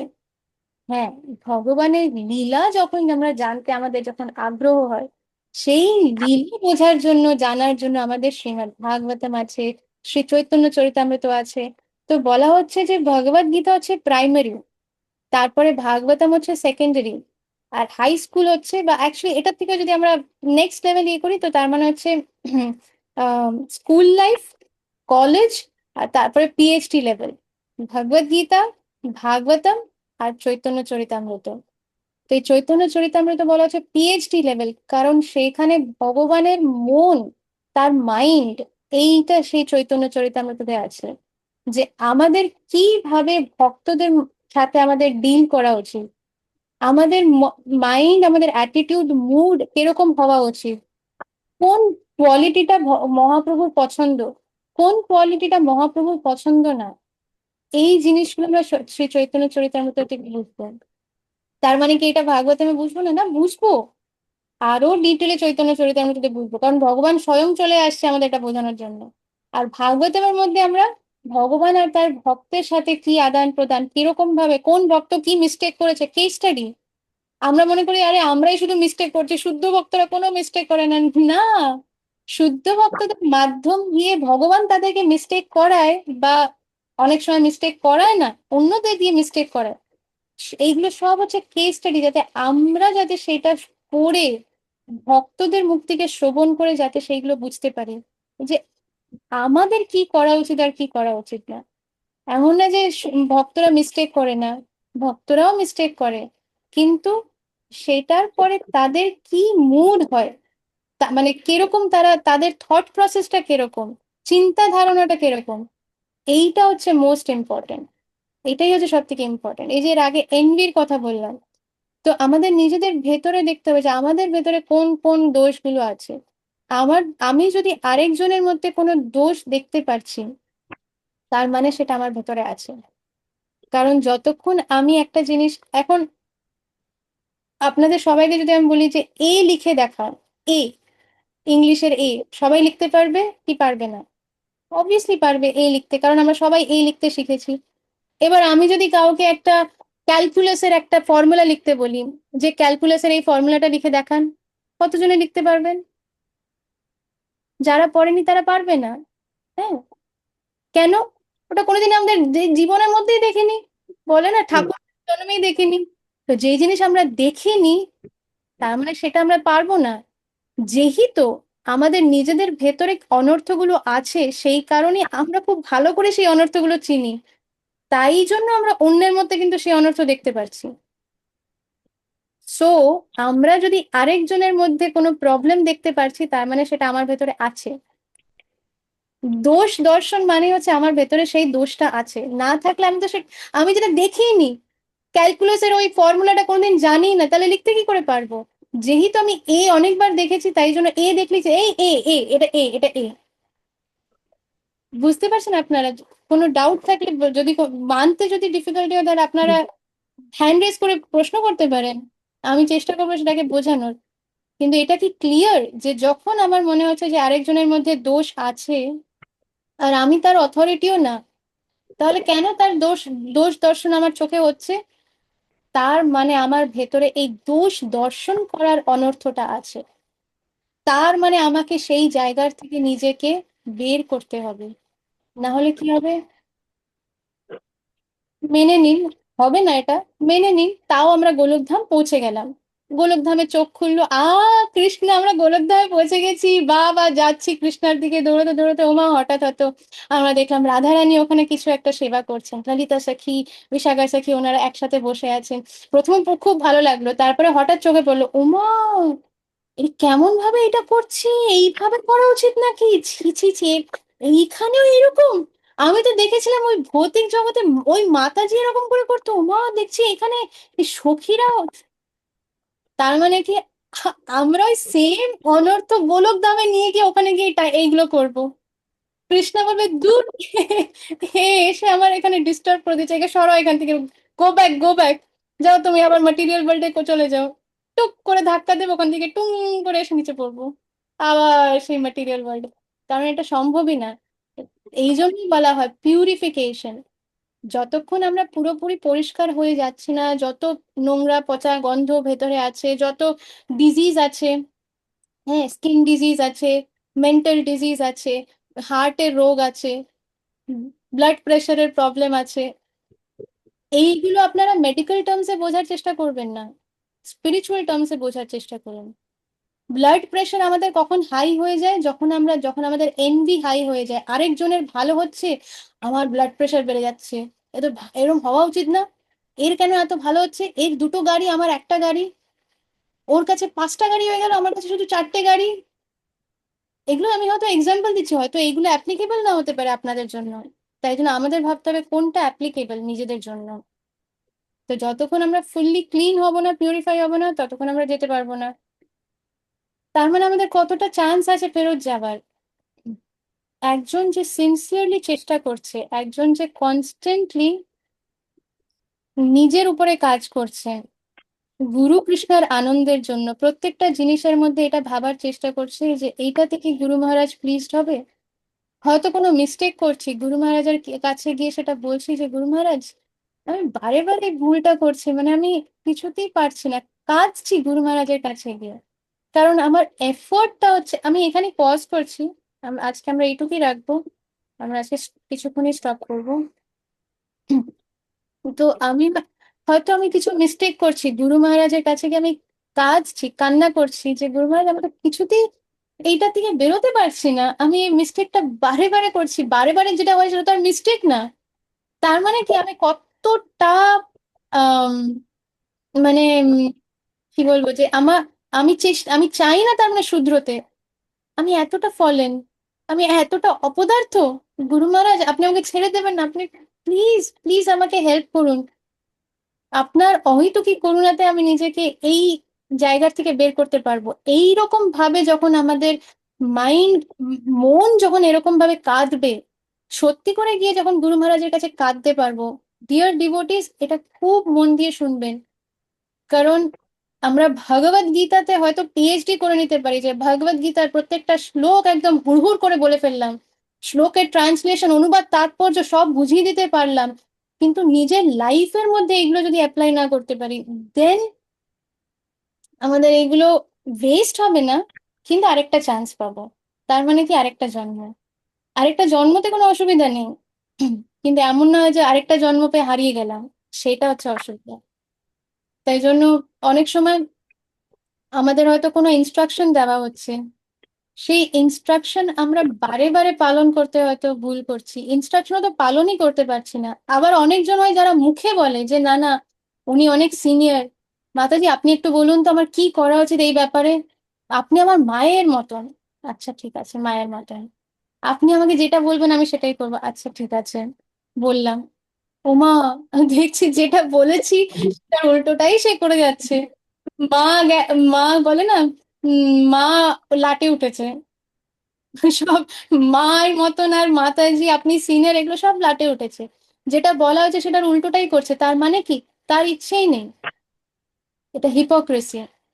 হিপোক্রেসি করলে পরে আপনারা এখানে আরামসে থাকুন, আর জন্ম জন্ম, আপনারা বলতে আমি আপনাদের কথা বলছি না, মানে যারা হিপোক্রেসি করছে আর যারা হিপোক্রেসির থেকে নিজেকে বার করবার চেষ্টাও করছে না আর সেটার জন্য হিপোক্রেসি করে যাচ্ছে, নিজে তার কোনো যদি মিস্টেক পয়েন্ট আউট করা হচ্ছে তখন সে উল্টো চার্জ করছে, তার মানে এটা হচ্ছে বিগ হিপোক্রেসি।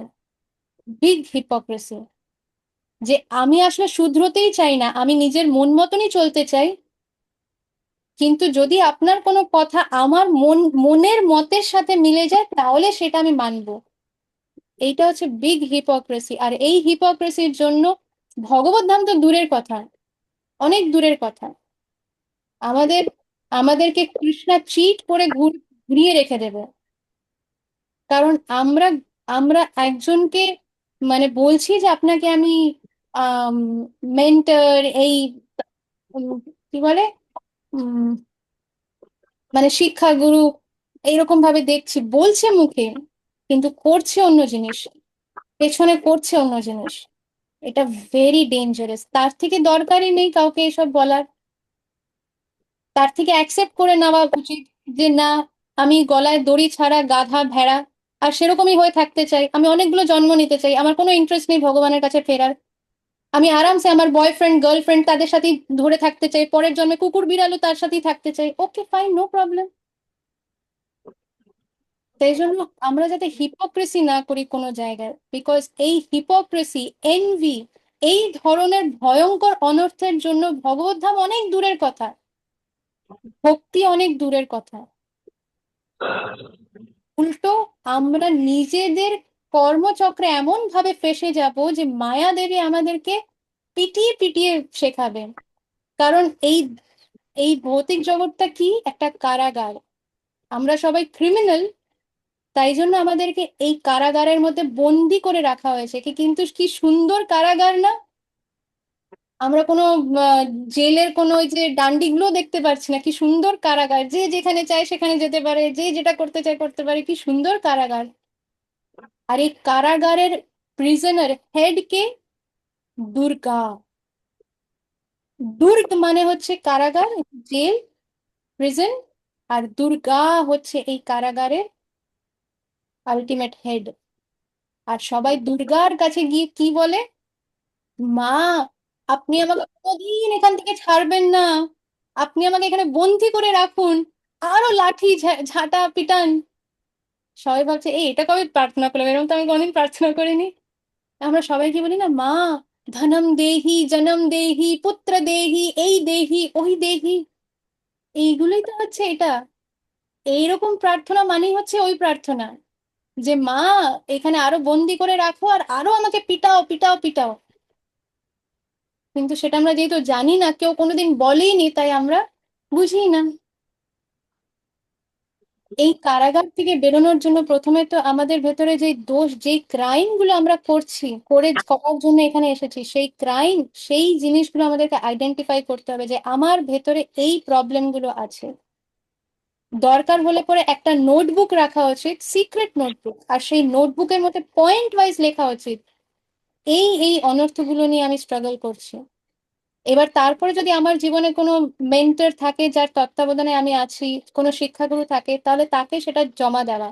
আর যদি কেউ না থাকে, তাহলে গুরু মহারাজের আলেখ্যর কাছে সেটা জমা দেওয়া। আর এটা মনে করবে না যে গুরু মহারাজের আলেখ্যর কাছে জমা দেওয়া কোনো সাধারণ ব্যাপার। আপনাদের একটা সত্যি ঘটনা বলি, আর সেটা দিয়ে আমরা আজকে ক্লাস এন্ড করব। আজকে আমি কোনো প্রশ্ন বা কোনো ইয়ে নিতে পারবো না, আজকে আমাদের স্টপ করতে হবে। কারণ এরপর আরেকটা ক্লাস আছে, এই জন্য আহ, বা আমরা চেষ্টা করতে গেছি একটা মাতাজি অনেকক্ষণ ধরে হ্যান্ড রেজ করেছেন বলে একটা পদ্মা মাতাজির একটা নেবো আমরা, তারপর আমরা স্টপ করবো। তো আমি একটা সত্যি ঘটনা শেয়ার করছি, যে একজন আম, পরম পূজ্য রাধানাথ স্বামী মহারাজের শিষ্য।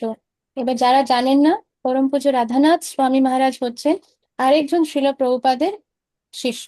যেরকম ছিল জয়পাতাকা স্বামী গুরু মহারাজ, ওনারই গড ব্রাদার ছিল ছিল রাধানাথ স্বামী মহারাজ, গুরু মহারাজ। তো ওনার একজন শিষ্য, উনি আম, ওনার একটা হ্যাবিট ছিল, প্রত্যেকদিন রাত্রিবেলা, আমি যারা যারা ভিডিওতে আছে তাদেরকে যাতে দেখতে পারি, তাই আমি গ্যালারি ভিউতে দিচ্ছি। তো আচ্ছা, এবার আমি দেখতে পাচ্ছি সবাইকে। তো আম, তো যারা না, কি বলছিলাম, হ্যাঁ, তো ওনার একজন শিষ্য, মানে পরম পূজ্য রাধানাথ স্বামী মহারাজের একজন শিষ্য, সে তার একটা হ্যাবিট ছিল, প্রত্যেকদিন রাত্রিবেলা সে একটা চিঠি লিখতো। একজন মাতাজি চিঠি লিখতো গুরু মহারাজকে, যে deer Guru Maharaj please accept my respectful ওবেসেন্সেস, মানে আমার রেসপেক্টফুল ওবেসেন্সেস গ্রহণ করবেন। আর তারপরে ওনার যা লেখার, যে আজকে সারাদিনে আমি এটা করেছি গুরু মহারাজ, আমার সাথে এরকম হয়েছে, এনার সাথে আমি দেখা করেছি, বা আমি এই এই খারাপ, আমার আমার এই ভুলটা হয়ে গেছে, বা এই জায়গায় খারাপ ব্যবহার হয়ে গেছে, বা আমি এই জায়গায় স্ট্রাগল করছি, সেই দিনের যে ব্যাপারটা, সেটা উনি ওই চিঠির মধ্যে লিখতেন। লিখে উনি আম, গুরু মহারাজের আলেখ্যর কাছে উনি চিঠিটা জমা দিয়ে দিতেন। আর সকালবেলা উঠে চিঠিটা সরিয়ে দিতেন যাতে পরিবারের কেউ না দেখে। তার কারণ সিক্রেট প্রাইভেট সবকিছু লেখা, পার্সোনাল জিনিসপত্র লেখা আছে, কি ভুল করেছে না ভেবেছে, মাইন্ডে কি ভেবেছে না ভেবেছে সব, হ্যাঁ, তো গুরু মহারাজকে জানাতে হবে, তাই গুরু মহারাজকে চিঠি লিখতেন আর সকালে চিঠিটা সরিয়ে নিতেন। ওকে। এবার অনেক দিন, মাসের পর মাস এটা মাতাজি করেছেন, মাসের পর মাস করেছেন। যেটা হয় আর কি, অনেক দিন করার পরে রোজই তো করছি, এটাতে কি আর হচ্ছে, এতে কি কিছু হচ্ছে? ঠিক আছে, স্টপ হয়ে গেছে। কাজে কর্মে অনেক কিছুতে আমরা ব্যস্ত হয়ে যাই। টু বি ভেরি অনেস্ট, এটা শোনার পরে আমিও শুরু করেছিলাম, তারপরে আমারও স্টপ হয়ে গেছে, তো ওই মাতাজিরও স্টপ হয়ে গেছে। এবার এরকম হয় যে উম, তার কিছু মাস পরে হিজ হোলিনেস রাধানাথ স্বামী মহারাজ ওই শহরে যায়। ওই শহরে টেম্পল ভিজিট, কিছু প্রোগ্রাম ছিল, প্রিচিং অ্যাক্টিভিটিস, দীক্ষার অনুষ্ঠান এসব ছিল। তো মহারাজ ওইখানে যায়। আর ওইখানে যেদিন যখন যায় তখন আহ, মানে ওখানে সব অনুষ্ঠান যেরকম হওয়ার হচ্ছে। এবার ওই অনুষ্ঠানের মধ্যে একটা ইয়ে, যে ঠিক আছে যখন মহারাজের ক্লাস হয়ে যাবে, তখন গুরু মহারাজের যারা ডিসাইপল, মানে রাধানাথ মহারাজের যারা ডিসাইপল, তারা সবাই লাইন দিয়ে দাঁড়িয়ে থাকে। আর মহারাজ প্রত্যেক জনের সাথে এক এক করে, মানে দেখে তাদেরকে হরে কৃষ্ণা বলা, বা তারা যদি কিছু বলতে চায় সেটাকে শোনা। মানে মহারাজ প্রত্যেককে এই টাইম, কারণ বিদেশে কি হয়, মানে যেহেতু ইন্ডিয়ার মতন না, ইন্ডিয়াতে যেরকম ছেকে ধরে, মানে আমরা গুরু মহারাজকে দর্শন করবো, কিন্তু গুরু মহারাজের আমার মাঝখানে একটা সমুদ্রের, মানে ভক্তদের সমুদ্র তৈরি হয়ে যায়। শুধু গুরু মহারাজের যদি আমরা মানে চশমাটা দেখতে পারি, চরণের একটা যদি ছোট্ট অংশ, ও গুরু মহারাজের দর্শন, এরকম অবস্থা।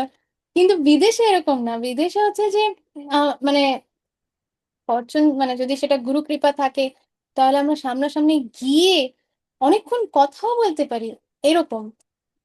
তো মহারাজ সেরকম সবার সাথে আস্তে আস্তে আস্তে করে ইয়ে করছেন, লাস্ট এই মাতাজি দাঁড়িয়ে আছে তখন।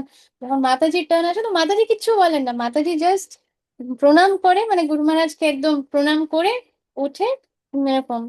তখন মহারাজ ওই মাতাজিকে দেখে, মহারাজও কিছু বলেননি, প্রথমে মাতাজিকে দেখে এবার রাধানাথ মহারাজের না একটা টিপিক্যাল একটা হাসার ওয়ে আছে, মানে ওরা কাঁধ ঝাঁকিয়ে ঝাঁকিয়ে এরকম করে হাসে, এটা মহারাজের টিপিক্যাল স্টাইল, এরকম কাঁধ ঝাঁকিয়ে হাসা। তো মহারাজ এরম এরম করে হাসছেন ওই মাতাজিকে দেখে। এবার মাতাজি কিছু বুঝতে মাতাজি বলছে, গুরু মহারাজ আমাকে দেখে খুব আনন্দ পাচ্ছে নিশ্চয়ই, তো মাতাজি খুব আনন্দ পেয়েছে, করে প্রণাম করে আছে। তখন মহারাজ আস্তে করে বলছে, তুমি চিঠিগুলো লেখা কেন বন্ধ করে দিয়েছো? এইটা শুনে মাতাজি কিছুক্ষণ একদম থমকে হাওয়া হাওয়া করে কান্না শুরু করে দেন। আর এটা বলে মহারাজ আরো হাসছে। এরকম করে কাঁধ ঝাঁকিয়ে ঝাঁকিয়ে মহারাজ হাসছেন। এই হচ্ছে প্রামাণিক গুরু, এই হচ্ছে প্রামাণিক গুরু। এবার আপনাদের আরেকটা ঘটনা বলি, আমি বলছি ক্লাস এন্ড করতে হবে, কিন্তু আরেকটা ঘটনা, প্রামাণিক গুরুর কথা বলছি তো, শিল জয়পতাকা স্বামী গুরু মহারাজের তো আমরা গ্রন্থ পড়ছি, আমরা শুনছি, কত ক্লাসে শুনছি ওনার লীলা। শুধু শুনছি না, যারা যারা এখানে মানে গ্রন্থ পড়ছে, যারা যারা এখানে ক্লাস করছেন, তারা কি গুরু মহারাজের ডাইরেক্ট রেসিপ্রোকেশন আমরা কোনো না কোনো ভাবে তো পেয়েইছি, তাই না মাতাজিরা? প্রভু মাতাজি যারা যারা আছেন, হেন এমন কেউ নেই যে মানে গুরু মহারাজ বা শিল প্রভুপাদের ডাইরেক্ট রেসিপ্রোকেশন পায়নি। হ্যাঁ, এমন একজনও কেউ হবে না। যে গুরু মহারাজকে মনে করবে, যে গুরু মহারাজের কাছে সারেন্ডার করবে, একবার কি বলবে, গুরু মহারাজ আমি আপনার কন্যা, আজ থেকে আমি হতে চাই, আপনি আমাকে গ্রহণ করুন, কন্যা রূপে গ্রহণ করুন গুরু মহারাজ, কন্যা রূপে গ্রহণ করুন আপনি, বা কি কন্যার উল্টোটা কি হয়, ছেলেকে কি বলে, পুত্র রূপে গ্রহণ করুন, হ্যাঁ। হ্যাঁ, পুত্র রূপে গ্রহণ করুন। যখন আমরা উম গুরু মহারাজের কাছে গিয়ে যখন এরকম বলবো, মনে করবেন না যে এটা কোনো সাধারণ ইয়ে হলো, বিশাল বড় স্টেপ হয়ে গেছে, বিশাল বড় স্টেপ নিয়েছেন আপনি। গুরু মহারাজ ওখানে স্বয়ং বসে শুনছেন। ওকে, ঠিক আছে। আপনার রাস্তা, তারপর গুরু মহারাজ আস্তে আস্তে ইয়ে করবেন, কিভাবে আপনি বাবা, মেয়ে তার বাবা অব্দি কিভাবে পৌঁছাবে, বা ছেলে তার বাবা অব্দি কিভাবে পৌঁছাবে, রাস্তার মাঝখানে অনেক কাটা, জঙ্গল, বাঘ, সিংহ, অনেক কিছুই থাকতে পারে, উম, কিন্তু বাবা তার সন্তানকে হাত ধরার জন্য রাস্তা তৈরি করে দেবে। এই হচ্ছে প্রামাণিক গুরু। তো আমি আরেকটা ঘটনা বলি যে একজন, উনি হিজ হোলিনেস ভক্তি চারু স্বামী মহারাজ, আগে আরেকটা ঘটনা শুনেছিলাম আরেকদিন, হিজ হোলিনেস ভক্তি চারু স্বামী মহারাজের আরেকজন শিষ্যর ব্যাপারে শুনেছিলাম, এটা আরেকটা শিষ্যর ব্যাপারে। ওনার হ্যাবিট ছিল যে উনি ওনার গুরুদেবকে প্রত্যেকদিন ইমেল করতেন, এই একই ব্যাপার, প্রত্যেকদিন ইমেল করতেন, কোনো রিপ্লাই আসতো না, ইমেলের কোনো রিপ্লাই আসতো না। হুম। তারপরে তো মহারাজ দেহ রেখে দেন। তো দেহ রেখে দেন যখন, তখন লাস্ট ওই দিন কি ইমেল করেছেন, যখন দেহ রেখে দেন তখন এই শিষ্য অনেক অনেক কান্নাকাটি করে যে বাবা তো না, আমাদের পারমার্থিক বাবা, যে বাবা এই গুরু মহারাজ আপনি চলে গেলেন, এবার এবার আমি কাকে আমার এই জিনিসগুলো জানাবো, আমার এগুলো সব কাকে বলবো? তো ভীষণ কান্নাকাটি করে। আর তারপরে হতাশ হয়ে গিয়ে চিঠি লেখা বন্ধ করে দেয়, ইমেল লেখা বন্ধ করে দেয়। হুম। তখন কিছুদিন পরে পরম পূজ্য ভক্তিচারু স্বামী মহারাজ তার স্বপ্নে এসে বলেন, চিঠিগুলো লেখা বন্ধ করলে কেন? আমি তো রোজ পড়ি তোমার চিঠি, আজও পড়ছি তোমার চিঠি, কেন বন্ধ করেছো? হুম। এইটা হচ্ছে, বারে বারে বলছি না, প্রামাণিক সদ্গুরু, এটার কারণ আছে। বাজে হাবিজাবি গুরু নাম দিয়ে দিলে পরে গুরু হয় না, কারণ তাদের মধ্যে এই পাওয়ার নেই, কারণ তারা কৃষ্ণার সাথে কানেক্টেড না। তাই জন্য এটা শুধু মাথায় রাখতে হবে। হতে পারে হয়তো এই ইভেন যে আমাদের দীক্ষাগুরু হয়তো সামনাসামনি মনে হতে পারে আমরা বলি না যে গুরুদেব সব জানে, গুরুদেব সব জানে, ইয়েস, গুরুদেব অলওয়েজ সব জানেন, কিন্তু হতে পারে যে ফেস টু ফেস ওনার লীলাতে হয়তো উনি দেখালেন উনি জানেন না। তার মানে কি আমাদের বিশ্বাস হারিয়ে, ওমা উনি তো জানেন না, উনি আমাকে চিনতেই পারলেন না, আমার স্বপ্নতে যে এইসব বলেছিলেন উনি আমাকে চিনতেই পারলেন না, তার মানে কি? নেভার ডাউট, কোনোদিন ডাউট রাখবেন না। হতে পারে যে সামনাসামনি শিক্ষাগুরু বা দীক্ষাগুরু হয়তো বলছে যে না আমি এই ব্যাপারটা জানি না, আপনি একটু খুলে বলুন তো, কিন্তু গুরু পরম্পরার থেকে নলেজ তার ভেতরে চলে আসে, কোনো না কোনো মাধ্যম থেকে তার কাছে সব ইনফরমেশন চলে আসবে। তাই কখনো নিজের যাকে গুরু বলছেন তাকে চিট করবার চেষ্টা একেবারেই করবেন না, না হলে পরে ভালো শিক্ষা ওয়েট করে আছে। আর যখন আমরা কাউকে গুরু মানি আর যখন তার প্রতি আমাদের শ্রদ্ধা, আমাদের বিশ্বাস, আর আমরা যখন চেষ্টা করি যে যে আমি হতে পারে মিস্টেক, ওই যে বললাম যে পারছি না, পারফেক্ট হতে পারছি না, নো প্রবলেম, গুরু মহারাজের কাছে গিয়ে সব জানানো যে আমি করতে চাই গুরু মহারাজ, আমার আসক্তি আছে এই জায়গায়। হতে পারে আমার আসক্তি আছে আহ কি বলবো, হতে পারে কারোর আসক্তি হচ্ছে রেস্টুরেন্টে খাওয়া, হতে পারে কারোর আসক্তি হচ্ছে যে নতুন নতুন জামা কাপড় কেনা, হতে পারে কারোর আসক্তি হচ্ছে যে গয়নাগাটি কেনা, কারোর আসক্তি হচ্ছে সিনেমা দেখা, বা কারোর আসক্তি হচ্ছে যে অন্য জেন্ডারের প্রতি অনেক আসক্ত, বা আমিষ আহার করা। হুম, যে কোনো যা কিছু হোক, আমাদেরকে শুধু সিনসিয়ার হতে হবে আমি চাই কি চাই না, আমি কি সত্যি কৃষ্ণকে চাই, আমি কি সত্যি গুরুদেবকে চাই, এটা প্রথমে নিজেকে ডিসাইড করতে হবে। এই জায়গায় হিপোক্রেসি না করা যে মুখে বলছি হ্যাঁ হ্যাঁ হ্যাঁ চাই চাই চাই, কিন্তু এক ফোঁটাও চেষ্টাও করছি না, চাই চাই চাই কিন্তু চাই মানে কি, তার জন্য কি করতে হবে সেটা তো করার দিকে এগোচ্ছিই না, এইরকম হলে হবে না। কিন্তু যদি সত্যি চাই তাহলে গিয়ে বলতে হবে যে এবার আপনি কৃপা করুন, যে যেই কৃপার মাধ্যমে আমি যেটা করতে পারছি না, যেই দিকে আমার আসক্তি, সেই আসক্তিটাকে ভেঙে দিন আপনি, ছিঁড়ে ছারকার করে দিন, ভেঙে ছারকার করে দিন সেই আসক্তিটাকে। আর আমার আসক্তি আপনার চরণে, গুরু চরণে রতি, গুরু চরণে আসক্তি দিন, কৃষ্ণ চরণে আসক্তি দিন, আপনি সেই আসক্তিটা করে দিন, কারণ আমার নেই, আমি তো পারছি না আর কোনোদিনও পারবো না, এই জন্মে কেন আরো মিলিয়নস অফ জন্ম নিলেও পারবো না, কিন্তু আপনি চাইলে সেটা করতে পারেন। তাই আপনি যদি চান, আপনি যদি মনে করেন, তাহলে আমাকে আস্তে আস্তে যেইভাবে আমি নিতে পারবো, যেইভাবে আমি সহ্য করতে পারবো, বিশাল বড় একটা ধাক্কা হঠাৎ করে এলে তো এমন ঝড় এলো, আসক্তি, ওই আসক্তি ভাঙলো কিন্তু গুরুকেই ভুলে গেলাম, কৃষ্ণাকে, এরম হলে তো হবে না, সেটা ওনারা করবেনও না। কিন্তু আমাদের সেইভাবে নিজেদের অনেস্টলি বলতে হবে যে আমি যেটা নিতে পারবো সেইভাবে আপনি আস্তে আস্তে আমার আসক্তিটা ভাঙুন, যাতে ভুল কোনো জায়গায় আমার আসক্তি না হয়ে যায়, গুরু চরণে আমার আসক্তি থাকে, যাতে কৃষ্ণ চরণে আসক্তি থাকে। গুরু মহারাজ বলেন না কৃষ্ণের মতি অস্তু, আমাদের কৃষ্ণের মতি চাই। আমাদের মতি হচ্ছে পুরো জড় জগতের মধ্যেই মতি পড়ে আছে, আমাদের মতি মানে হুম। হচ্ছে বুদ্ধি, ডিজায়ার, সেই জায়গায় আমাদের কৃষ্ণের মতি অস্তু হতে হবে, মতি হতে হবে। তো সেটা যাতে হতে পারে সেটার জন্য আমাদের গুরু আর কৃষ্ণের কাছেই প্রার্থনা করতে হবে, তারাই শুধু করতে পারে। আর তাদের মাধ্যমে আমরা মানে তাদের তাদের কাছে এই প্রার্থনা রেখে আমরা আমাদের চেষ্টা করব যে আর সে চেষ্টাটা জানাবো, গুরু মহারাজ আমি এটা চেষ্টা করেছি, আমি এরকম আজকে এত মালা করেছি, আমি এটা চেষ্টা করেছি গুরু মহারাজ, আজকে আমি ভোগ নিবেদন করেছি, আমি চেষ্টা করেছি, কিন্তু এটা যাতে রোজ করতে পারি। গুরু মহারাজ আজকে আমি এটা খেলাম, কিন্তু আপনি চান না যদি, তাহলে পরে আপনি আমার সেই আসক্তিটা কাটিয়ে দিন। অনেকজনের হয় অনেক চায়ের প্রতি আসক্তি, সিগারেটের প্রতি আসক্তি, কফির প্রতি আসক্তি। একটা ডিভোটি এইখানে না, এখানে কেউ না, মানে খুব ভালো ডিভোটি, ক্লাস শোনে, ইয়ে করে, অনেক বৈষ্ণব সেবা করে, প্রচন্ড সিম্পল ইয়ে, কিন্তু তার কফির প্রতি এমন আসক্তি, কফি শব্দটা শুনলে পরে কফি, কফি খেতে হবে, এইরকম কফির প্রতি আসক্তি। তখন তখন একবার দেখা এরকম উনি এসেছিলেন বাড়িতে, তখন এটা শুনে তখন আমি বলছি যে ও, এটা কোনো বড় ব্যাপার না।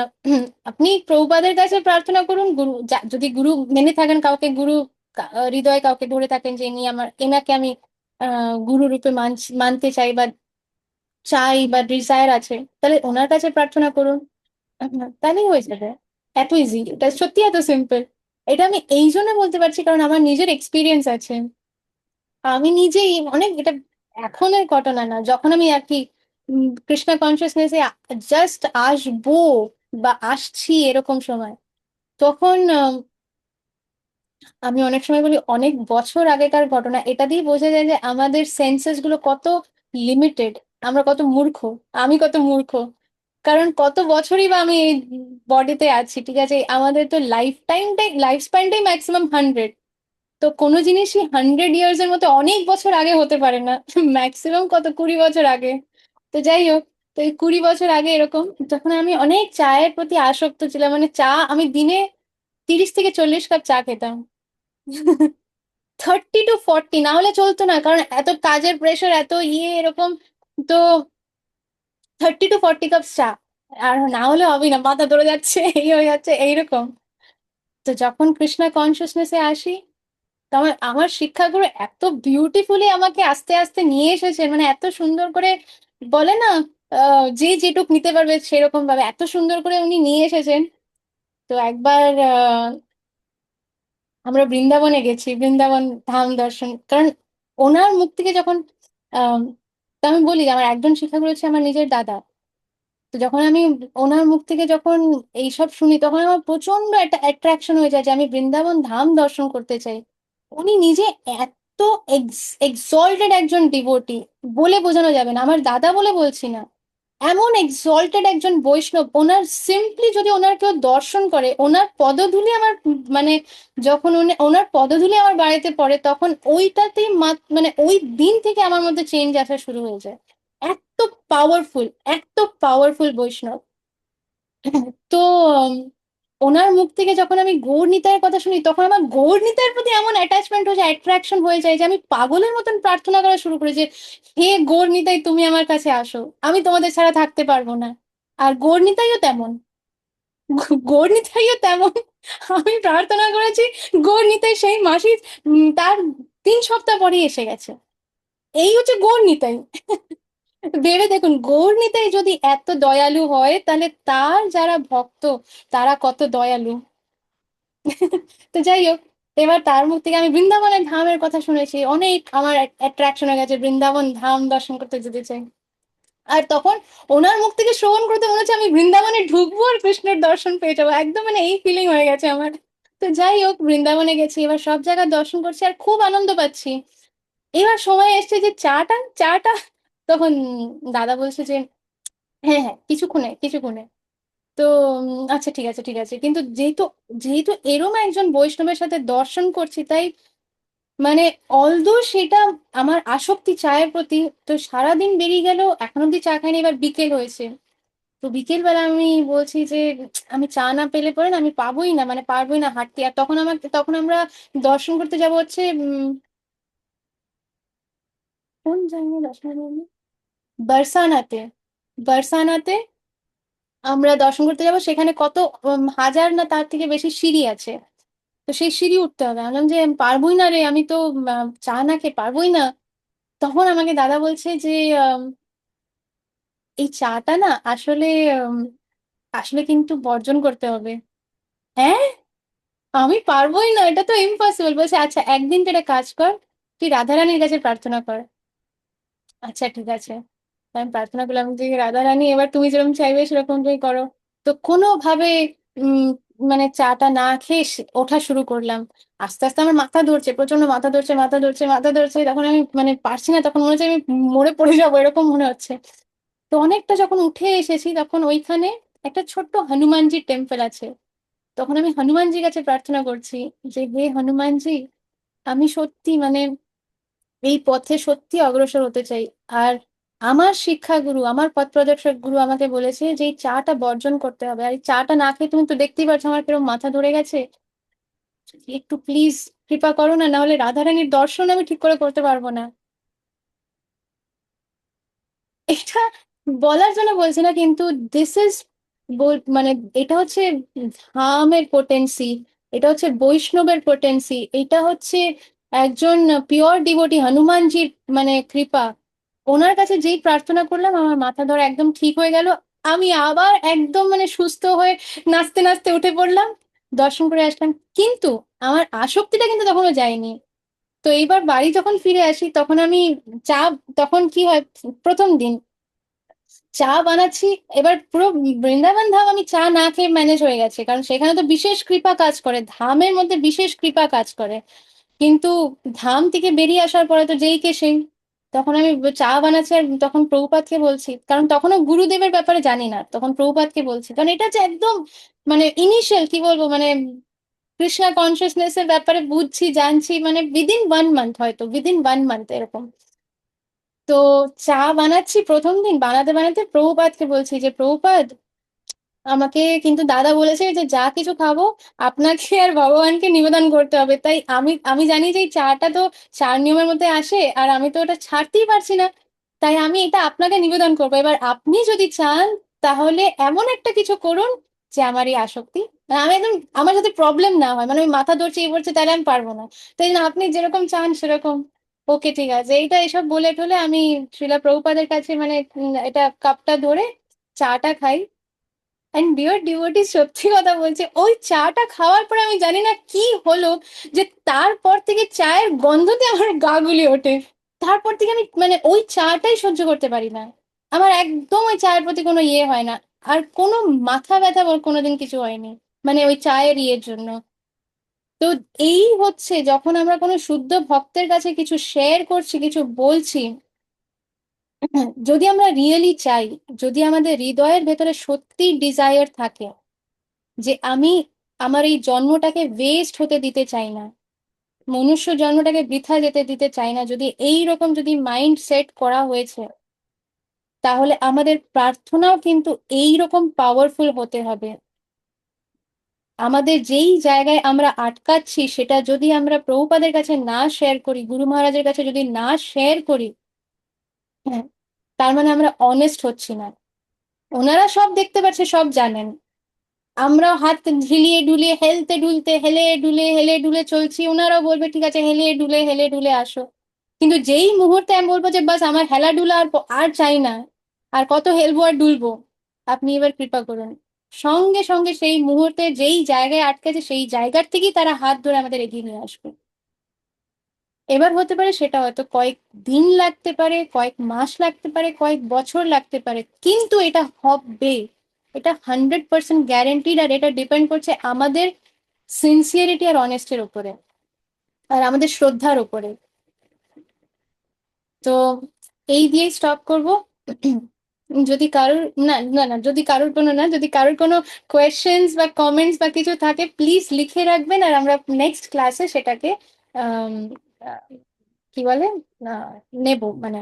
আর মাতাজি পদ্মা প্রীতি মূর্তি মাতাজি, আপনি হ্যান্ড রেজ করেছেন, আপনার কোনো কোয়েশ্চেন ছিল? ও সরি, মাতাজি আপনাকে আনমিউট করতে হবে।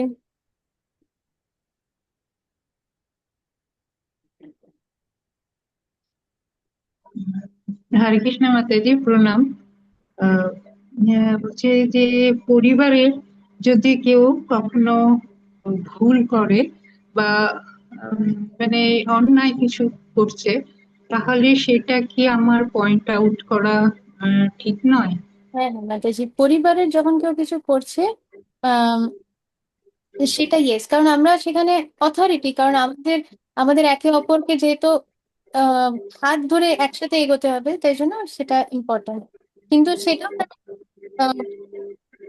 এমন কেউ হয় যে ইন্টারেস্টেড না, মানে আমরা তাদের কারেক্ট করছি আর সেটা তাদের পছন্দ হচ্ছে না বা তারা ইন্টারেস্টেড না ঠিক নিজেকে, তখন সেই জায়গায় আমাদেরকে আস্তে আস্তে নিজেকে একটুখানি কন্ট্রোল করতে হবে খুব বেশি তাদের। কিন্তু আদারওয়াইজ এটা ডেফিনেটলি মানে পরিবারের মধ্যে কাউকে যদি কারেকশন করার ইয়ে করা এটা ভেরি ইম্পর্টেন্ট, কারণ যে সেটা এটা হচ্ছে আমাদের এই পরিবারটা গুরু কৃষ্ণ দিয়েছেই আমাদের যাতে আমরা একে অপরের হাত ধরে এগোতে পারি। এবার কে কতটা কি নিতে পারবে, কতটা নিতে চায়, কতটা ইন্টারেস্টেড, এটার উপরে ডিপেন্ড করছে যে আমরা কাকে কতটা কি বলি। সে মানে আমি বলছি যে ধরুন পরিবারে আমার শ্বশুরমশাই প্রপার্টি রেখে গেছেন, কেউ যদি আমাকে বঞ্চিত করছে, তখন কি আমার আহ তার প্রতিবাদ করা ঠিক, নাকি আমি ভগবানের উপরেই ছেড়ে দেবো? ভগবান যা সব জানেন, সব দেখছেন, উনি যা করবেন। মাতাজি, এইটা ভীষণ পার্সোনাল লেভেলের কোয়েশ্চেন, তাই এইটা মানে যদি আপনি মানে কারোর গাইডেন্সে আছেন, তাহলে যে আপনার পুরো সিচুয়েশনটা জানে স্টার্টিং থেকে, বা যদি এমন কেউ যদি না হয়। না, এখন মানে মাস 2-3 হলো আমার প্রভু দেহ রেখেছেন, এখন রেসপন্সিবিলিটিটা আমার উপরে এসেছে কিছুটা। এই জন্য আমি চুপ করে থাকবো, নাকি ভগবানের উপর ছেড়ে দেবো, নাকি লয়ারের কাছে যাব, সেটাই মানে আহ, প্রশ্ন আর কি। খুব এটা আমার খুব টাইম ওয়েস্ট, লয়ারের কাছে যাওয়া, তার সঙ্গে কথা বলা, এই করা, যে ভগবানের উপর ছেড়ে দেবো, ভগবান যা করবেন। কিন্তু কিছু পরিবর্তন দেখছি না, তখন কি করব? ধৈর্য ধরে থাকবো না কি করবো? না, এইটাই মাতাজি, এইটা হচ্ছে মানে অনেকটা পার্সোনাল লেভেলের, তো এটা একটা পার্সোনাল গাইডেন্সের ব্যাপার। মানে আমি যেহেতু পুরো সিনারিটা জানি না, আর এই ফোরামে আমি আপনাকে বলবো না যে না আপনি পুরো জিনিসটা শেয়ার করুন, কারণ এটা তো একটা পাবলিক ফোরাম। আবার আমরা জানি না রেকর্ডিংও কারা শুনছে, আমরা জানি না। তাই জন্য এইটা রাইট ফোরাম না যেখানে আপনি পুরো ঘটনা শেয়ার করবেন। এমন কারোর সাথে পার্সোনালি আপনাকে এটা শেয়ার করতে হবে যে যে আপনাকে চেনেন, আপনার এই পুরো পরিস্থিতিটা শুনে আপনাকে সেইভাবে গাইড করতে পারবে। কারণ এটা নেসেসারি, এটার কোনো আমি জাস্ট পুরোটা না জেনে বলতে পারবো না যে না আপনি ভগবানের ভগবানের উপরে তো অবশ্যই ছাড়তে হবে, এটা তো ফার্স্ট জিনিস। কিন্তু ভগবানের উপরে তো দুটো ওয়েতে ছাড়া যায়, একটা হচ্ছে কিছু না করে, বা একটা হচ্ছে কিছু স্টেপ নিয়ে। দুটোতেই আমরা ভগবানের উপরেই ছাড়বো। কিন্তু এটা কি করা উচিত, কোনো স্টেপ নেওয়া উচিত কিনা, নাকি পিছিয়ে আসা উচিত, এটা তখনই পসিবল গাইড করা যদি যদি পুরো সিচুয়েশন জানি। তো এমন কেউ যে আপনার হয়তো এই সিচুয়েশনটা জানে, মোর সিনিয়র, মোর ম্যাচিওর, কৃষ্ণার কনসিয়াসনেস, অ্যান্ড এই ম্যাটেরিয়াল ওয়ার্ল্ডের যে সব আম, কি বলবো, এইসব জিনিসে যে মোর এক্সপিরিয়েন্সড ডিভোটি যদি আপনার চেনা থাকে মাতাজি, যে আপনার ক্লোজ, যাকে আপনি বিশ্বাস করেন, যার সাথে আপনি শেয়ার করেন, এরকম যদি কেউ আপনার সাথে আছে, তাহলে এটা হচ্ছে আপনাকে তার সাথে মাত্র পুরোটা শেয়ার করে সেরকম ভাবে গাইডেন্স নিতে হবে। আর ইভেন যদি লয়ারের ব্যাপারে, আমাদের গ্রুপের মধ্যে লয়ার আছে মাতাজি, তাই যদি আর ডিভোটি লয়ার, এই জন্য যদি সেটা হ্যাঁ, হ্যাঁ, খুব খুব ভালো হয় মাতাজি যদি আমাদের ডিভোটি লয়ার। আমাদের ডিভোটি লয়ার প্রভু কোথায় আছেন, একটু হ্যান্ড রেজ করুন। আমরা তো এই যে তো তো মাতাজি মানে আপনি ওনার সাথে আমি হ্যাঁ, ওনার ফোন নাম্বারটা পেলে খুব ভালো হয় একটু। আমি বেশ শক্তি রাধিকা মাতাজিকে ওনার নম্বরটা, কারণ আপনার নম্বর তো আমার কাছে নেই, তো আচ্ছা, আচ্ছা। নম্বর বা হ্যাঁ, আপনি চাইলে জয়প্রভু আপনি ডিরেক্টলি মাতাজিকে একটা আপনার নম্বরটা পাঠিয়ে দিতে পারেন ওই চ্যাট বক্সে। মাতাজিকে ডিরেক্টলি আপনার নম্বরটা পাঠিয়ে দেন, আর মাতাজি আপনাকে নাম্বারটা পাঠিয়ে দেন। তো আপনারা মানে এই ব্যাপারটা যোগাযোগ করে ইয়ে করতে পারবেন, ব্যাপারটা help। তবে কারণ এই জিনিসগুলো আমাকে খুব ডিস্টার্ব করছে ভগবানের পথে, মানে যতটুকু পারবো সেবা করা বা এগোনোর জন্য চেষ্টা করছি, কিন্তু এইগুলোতেই মেটেরিয়াল ওয়ার্ল্ডে এগুলো ডিস্টার্ব করলে তো মানে মনটা খুব মানে হয়ে যায় না? ডেফিনেটলি মাতাজি, এই ম্যাটেরিয়াল ওয়ার্ল্ডটাই হচ্ছে মানে একদম পেইনের জায়গা সত্যি। আমি আশা করছি মাতাজি যে আপনি আমাদের এই আমাদের ফ্যামিলি, মানে ফ্যামিলি বলতে গৌরাঙ্গ কুটির ফ্যামিলির অ্যাডভোকেট প্রভু, ওর সাথে আপনি কথা আশা করছি মাতাজি হবে। আমি নাহলে শক্তি রাধিকা মাতাজিকে সঙ্গেও ওনাকেও ফোন নাম্বারটা দিয়ে দিলেও আমি পেয়ে যাবো। আমি ওনাকেও পাঠিয়ে দেবো মাতাজি, এই নম্বরটা আমি ওনাকেও পাঠিয়ে দেবো। মানে এই প্রভুর নম্বর আমি ওনাকেও পাঠিয়ে দেবো।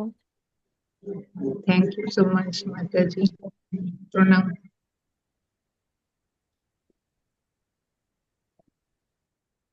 তাহলে আমরা আজকে এখানেই আমাদের ক্লাস গ্রন্থ পড়া এটা পজ করবো, আর কৃষ্ণা বিলিং আবার নেক্সট স্যাটারডে।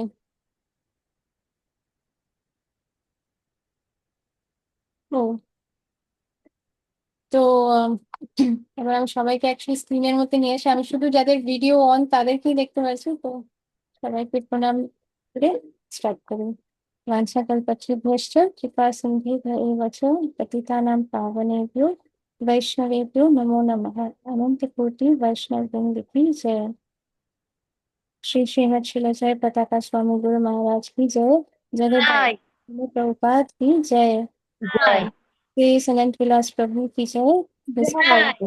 तीन জয় गौरांग प्रभु की जय। জয় की जय। জয় निताई निताई निताई निताई गौर सीतानाथ में প্রেমানন্দে হরি হরি। হরি বল।